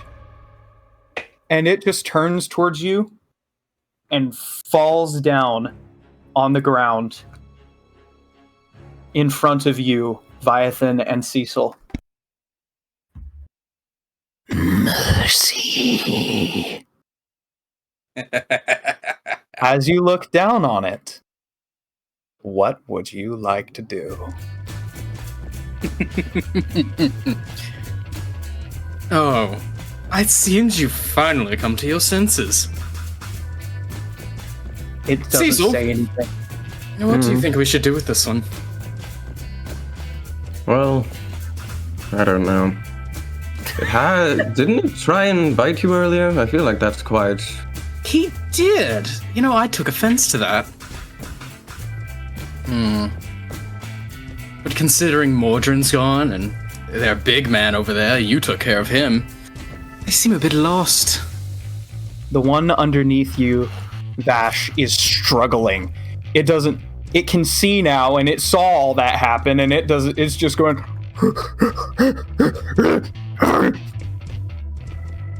What would you like to do with it, Vash? This creature's stuck in your talons.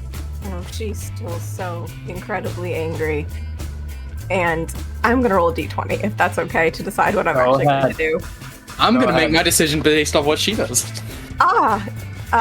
So in that case, she's bringing the blade down between his eyes. Yep. The creature stops moving, and its body disintegrates into flame. The snake looks up, its eyes wide. Can we talk about this? I'm giving you 10 seconds to talk, and after I say that, I'm gonna start walking towards him. We understood the power of the creature that Asmodeus tried to capture, and when he called off the operation to return to the Nice Hells to protect it, we decided to take it into our own hands, though obviously we had no idea what we were doing, and now Lord Asmodeus is very angry at us.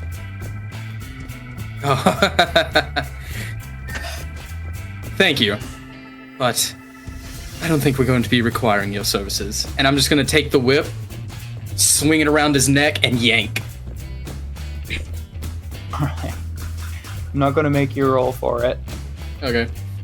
But yeah, you whip around his neck, slam him down on the ground, and as you do, greenish blood begins to spill. It twitches, the blood boiling and burning and evaporating around the cut in its neck.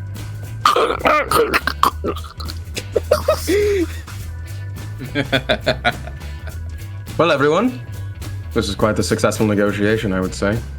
Oh, best I've had in a long time. Based on that... Go ahead. Cassia, you can feel the energy in the circle shifting.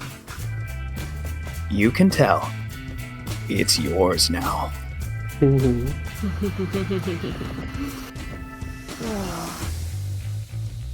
It's gonna work wonderfully. All right. I've got a quick question. How destroyed is Mordred's body? Split straight down the middle. Ah, never mind. I was gonna ask if Viathan wanted him back and I could chain him up, but like, I can't revive that. No, but I'm going to go rifle through him, see if there's anything he had of worth on him. There wasn't even any blood spilled. As the sword cut through him, it cauterized him the whole way through. Wow. Ooh. The Ancient sounds like quite the company I can take on. Go ahead and make an investigation check for me. Cecil, as you say that, Annabelle, you feel her presence beside you. I took care of the demons in the balcony, sir. Thank you, Annabelle. And he gives her a kind smile and pats her on the head. She melts. You can see her barely holding back tears. She puts her mask down and she breaks. She breaks down into tears and grabs you and hugs you as tightly as you have ever felt her hug you before.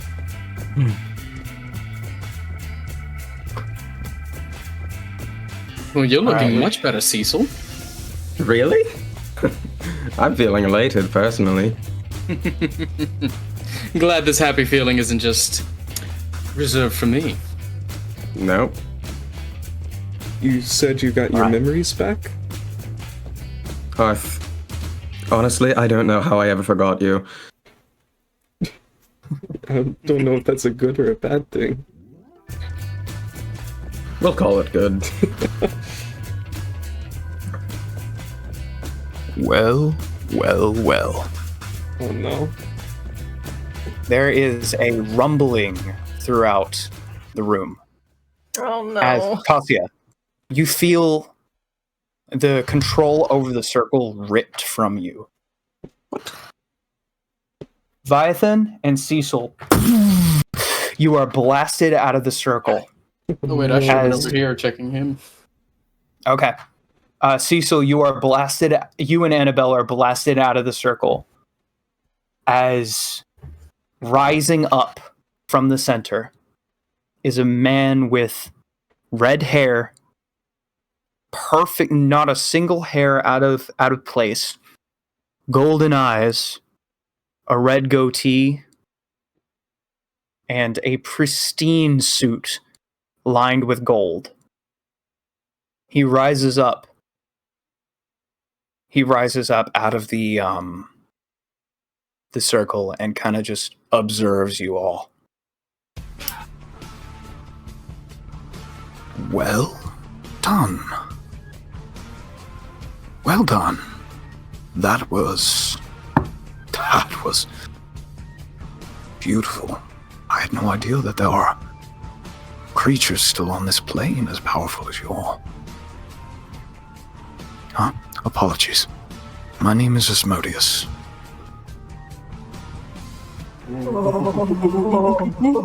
Well.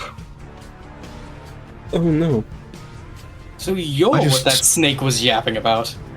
Yes, these have all been a pain in my side for so long, and yet I couldn't find them because of the rat over there.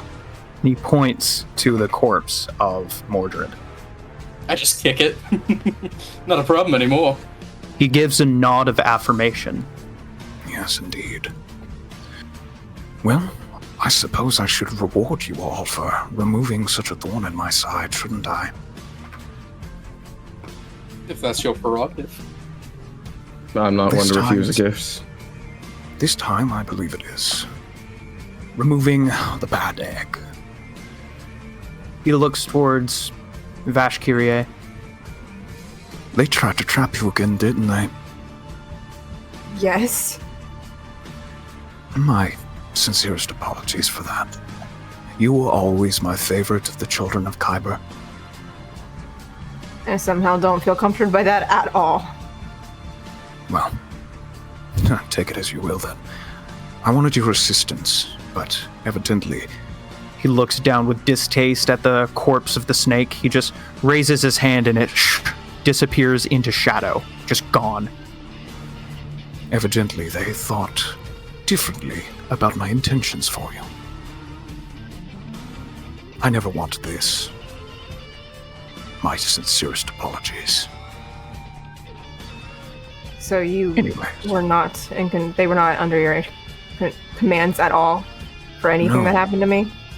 Once they saw your power, they defected.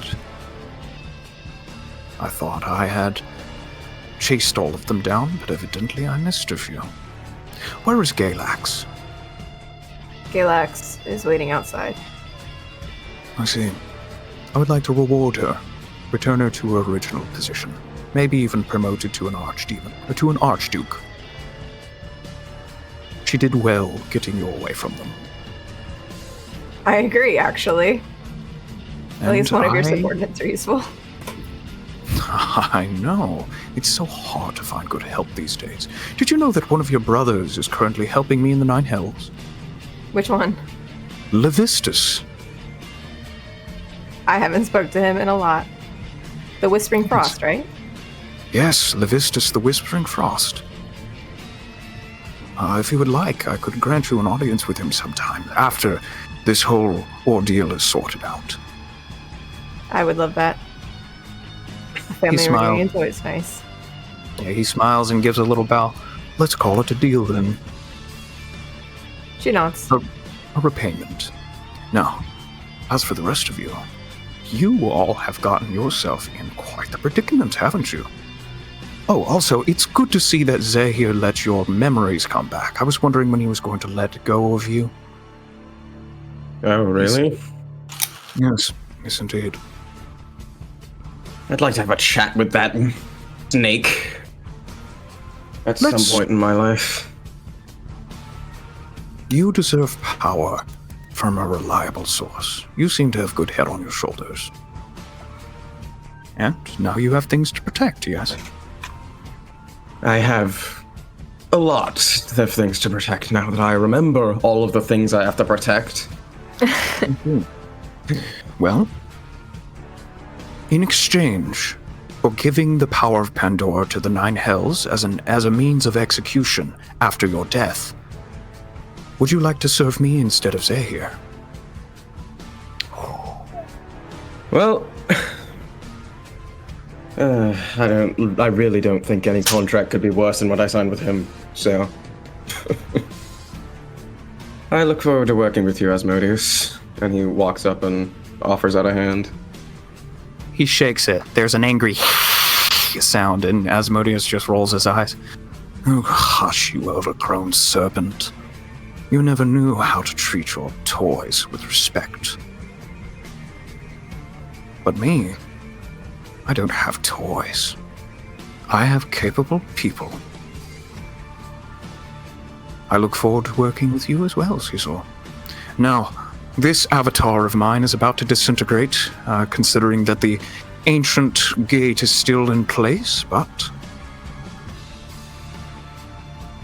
I decided that it was worth the energy and the time defending my realm to properly reward those who have done me a service.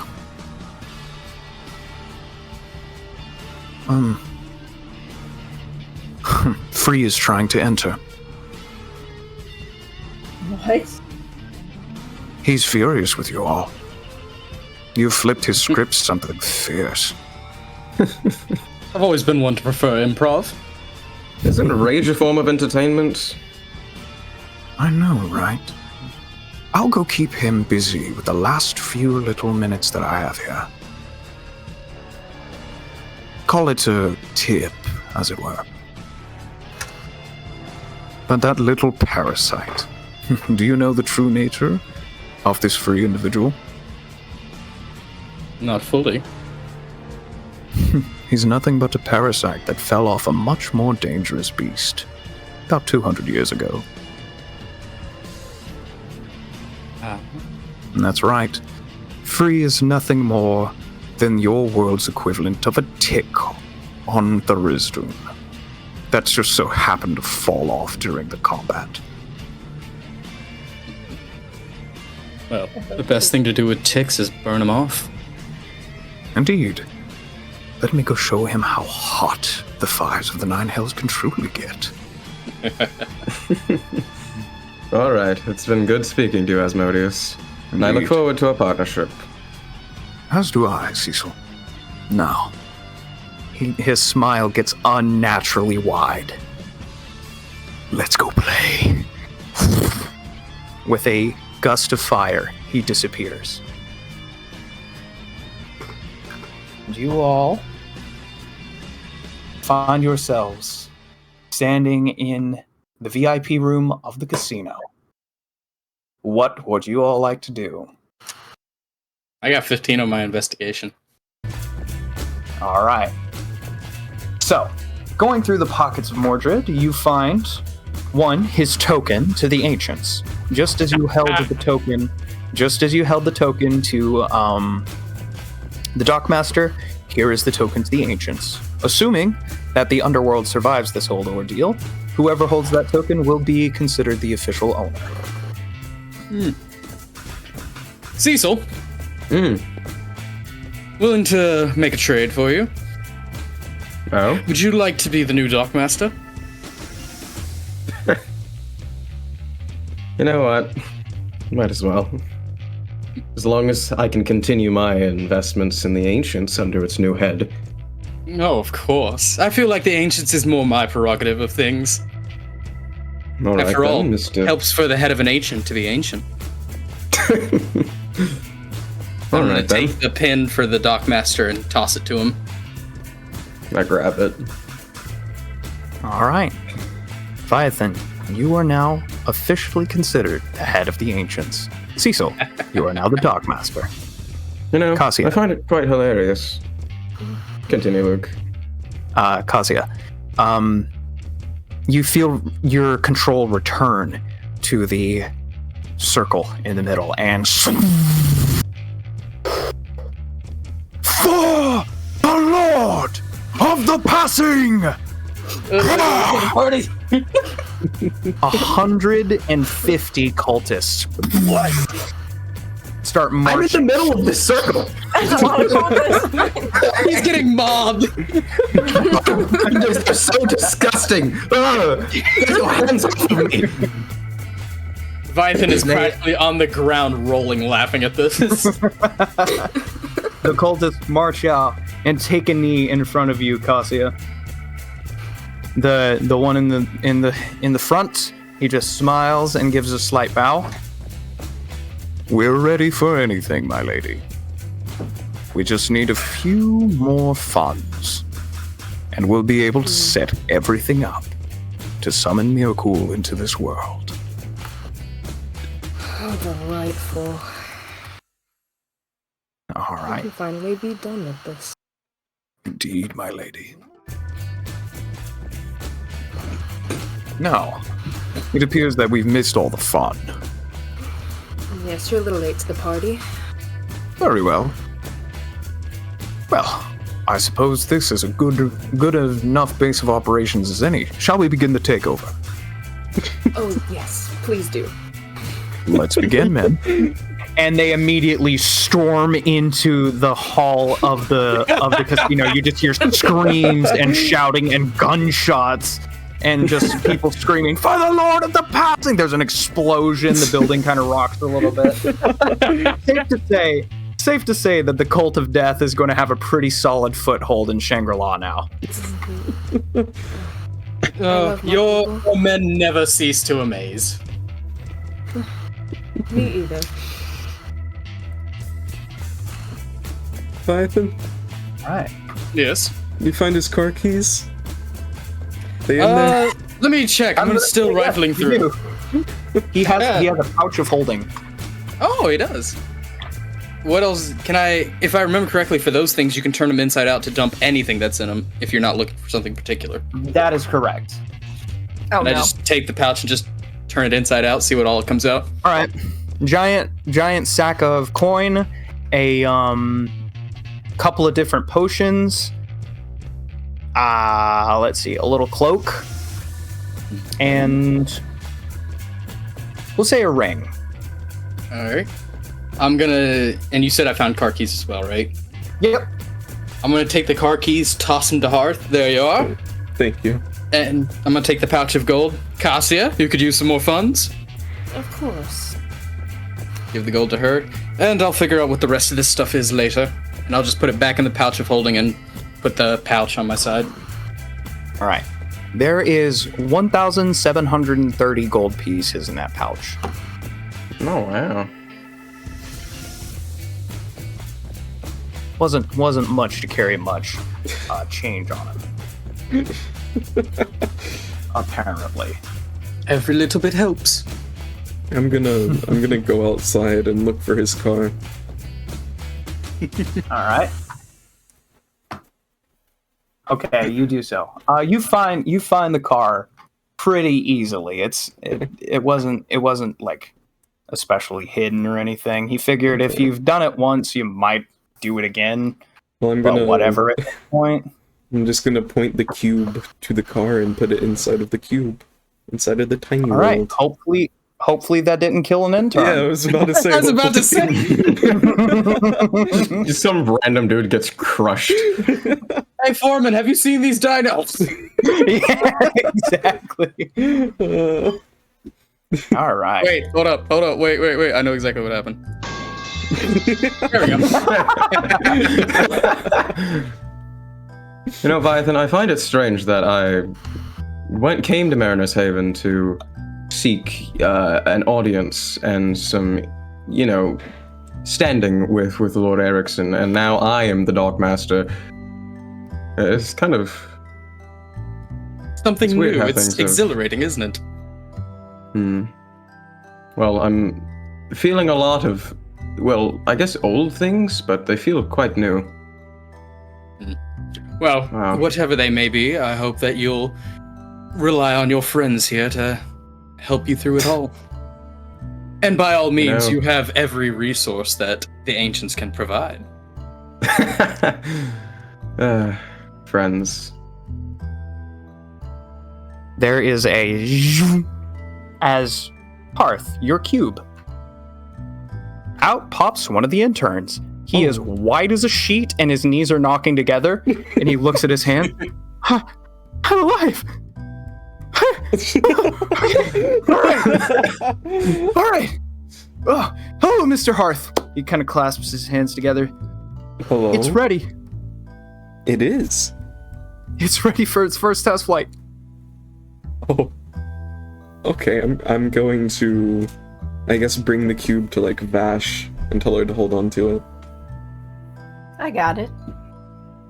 And I'm also gonna point the cube to the intern and just send him back in. That's one of the things. Point it at him. Into it. Yay. I'm gonna Press the point at him. He goes, no, I'm gonna say you want me thanks. to... I say thanks first, though. Okay. Thanks for what? Okay. And then I'm just gonna give the cube to Vash All right. and point it towards myself. You are sucked inside. The intern is at the door, with the door flung open, just throwing up. You poor interns. All right, where are you guys when you're doing this? I guess we're still in the VIP room if Hearth came back in after finding the car. Yeah. All right. I'm not flying out yet. All right, so you're in the VIP room. So, where are we to go now? I thought this was pretty much our only lead. I mean, we can go gambling. We're in a casino. I don't think And the workers are here still. Well, considering it's There's now under another Cassia's explosion control, we from may get a little Morthrina. bit of an advantage. I'm sure Wasn't somebody. the Empire attacking? Oh, yeah. Should we deal with that? I feel like we could. You know, I feel like we should go track down those group of whatever you call them who The keep showing up. Or whatever. Heroes. Kyle. Heroes. What is it with you and that Kyle fellow? Yeah, they're just Have you met him spies. before? No. All I know is that his name sounds ridiculous. You do realize that's not his actual name, right? It was a fake name. It was Alexander. Really? That's... Why did he of all names? Why would you choose Kyle? Yeah. I think the point was to go unnoticed or seemingly. No, but he just seems stupid now. Yeah. To be fair, I've yet to see any one of those who have any sense aside from Friedrich.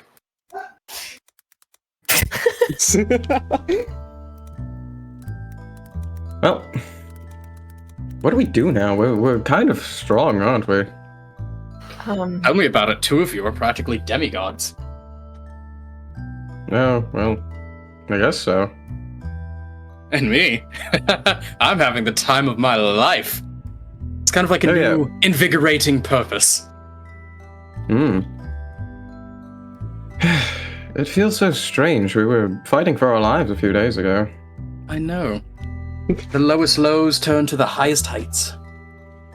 Now I remember everyone, and my life feels pretty alright. I am so sorry I forgot all of you. I know it's not something I should apologize for, but... I'm so glad you remember. Good to remember all of you. It was kind of infuriating trying to become your friend again. He's not the easiest to make friends with. I know. Trust me. After triple checking everything, can I leave and go back to them? I realized I can't fly inside of a casino. While you're in there, they show you something real fun. Uh-oh. The intern one of the interns, heavier guy with a big lab coat on, kind of looks over. Yeah, Lady Quaddle thought about this, that it might be kind of cool if this happened. And he points over the hill. What do I see? Cresting the hill, you see a runway going straight towards one of the sides of the cube. Oh, so cool. Oh wait, I can test it in there? I thought I would have to leave the cube to test it. Oh, you could test it in the cube. It would be real tight though. But this runway heading to the side of the cube is for an in-cube launch. Yeah. That's insane. For now, I just want to leave the cube because it feels awkward being inside of the cube while all of this is happening. Okay. You leave Quaddle's tiny land. Okay. Well, if we have no other guidance or direction, I suggest we stop by Shangri-Little, check on our other friends there, and then probably head back to the cave Clive! to regroup. I need to inform Clive of my clarity. I can tell him all about the things. I'm guessing Shangri-Little's like on the way back if we were driving to the cave. Yep, 100%. So we can stop in Shangri-Little, check on Spike and Remy, and then make our way back to the cave. It'll take you guys about 12 hours to get back to the cave, and Shangri-Little is on that route. Well, shall we? I'm gonna be honest with all of you. I'm kind of terrified of all of you now. You say that, yet seeing what you did to... What's his name? Callan? Callan. I kept wanting to say Kevin. Considering what you did to Callan, I feel like you should be just as intimidating as the rest of us. I can't do that to a Phoenix god. Well, of course not, but last I checked, the Phoenix god is on our side. Yeah. So far, everyone else we've run into, I feel like you have perfect capability to do what you wish with them. Well, one of us has already tried to kill me once. Klaus. What? You. I would never. Do you not remember while you're in Pandora? Do I? Did you not get that memory back? I don't know. Would I remember all the things I've done as Pandora? Oh. Hazy.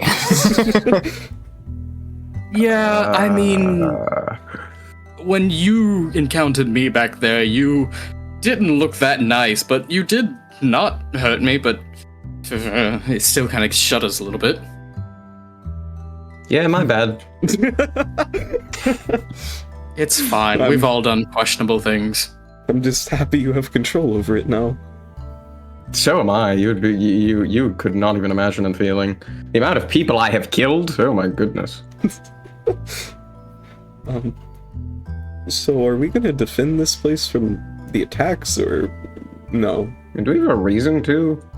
People will die, but like, I don't really care about When them. has that ever helped us? Like, when have we ever killed about people? And I guess like kids will. I don't care about them though. They can die. I don't know. But ask Vash. She seems more of the protector type. Vash, do you care if they die? Is she here?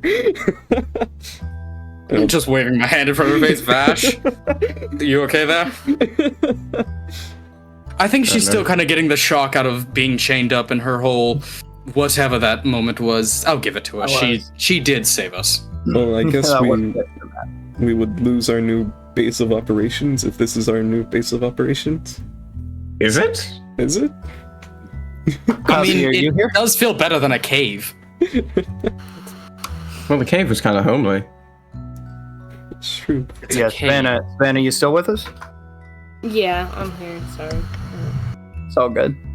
Yeah, you would know, or yeah, your cult has recently established a hold here. It's kind of up to you whether or not you want to defend it or not.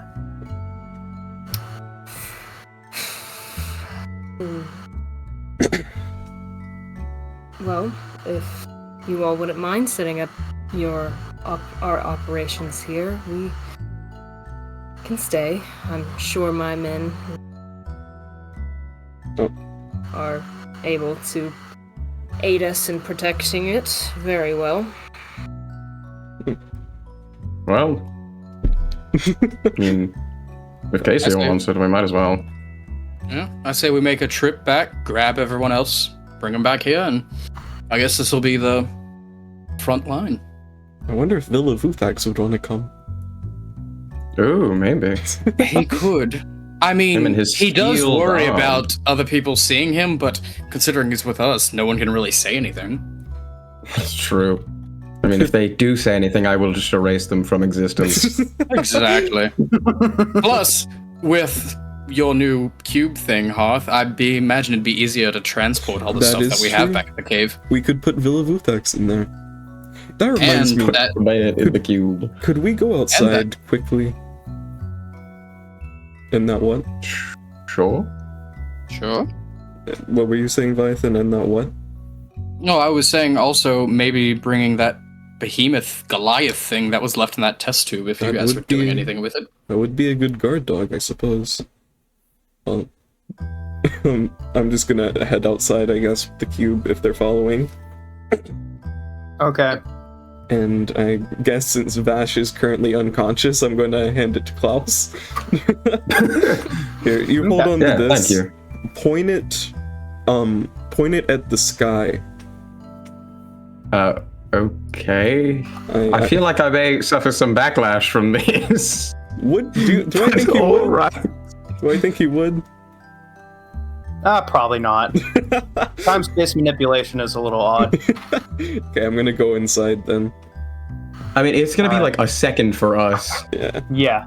This time. Yeah, you're all just kind of sitting around as Cecil just kind of holds his hand up into the sky. The cube, yeah. Well, I'm gonna run over to the plane and I'm gonna like quadruple check everything. I'm gonna get ready for flight, and I'm going to, I guess, put my backpack in the control place, and as soon as the backpack clicks in, you realize you can see from multiple angles. Oh, I love that. There are little diamond lenses that Quaddle has installed all up and down the body of the plane, and you can see through any one of them. That's so cool. Okay, I just want to say Hearth has one of those like 1940s bomber like caps on with the goggles. Yes. And I'm going to start to fly out of the cube. All right. So there's a couple of seconds of silence as you guys are all standing around, waiting for something to happen. Cecil, your arm's getting a little tired. Why was I holding this cube again? Do you need me to take over for you? I mean, you can. All right. I'll just, for the joke of it, I'll just kind of set my hand under his arm like I'm trying to help support his arm. Couple of seconds welcome back, Vash. pass. Thank you. Couple of seconds pass, and then exploding from the cube is a contraption that you all... It's beautiful. The Kingbird takes its maiden voyage, blasting into the sky, controlled by Hearth. And oh, Hearth, this thing can do some damage. You're not worried about defending this place. Hearth is just screaming "woo" and laughing. People are looking up into the sky and pointing, and that is where we're going to go ahead and end today's session of The Bad Guys.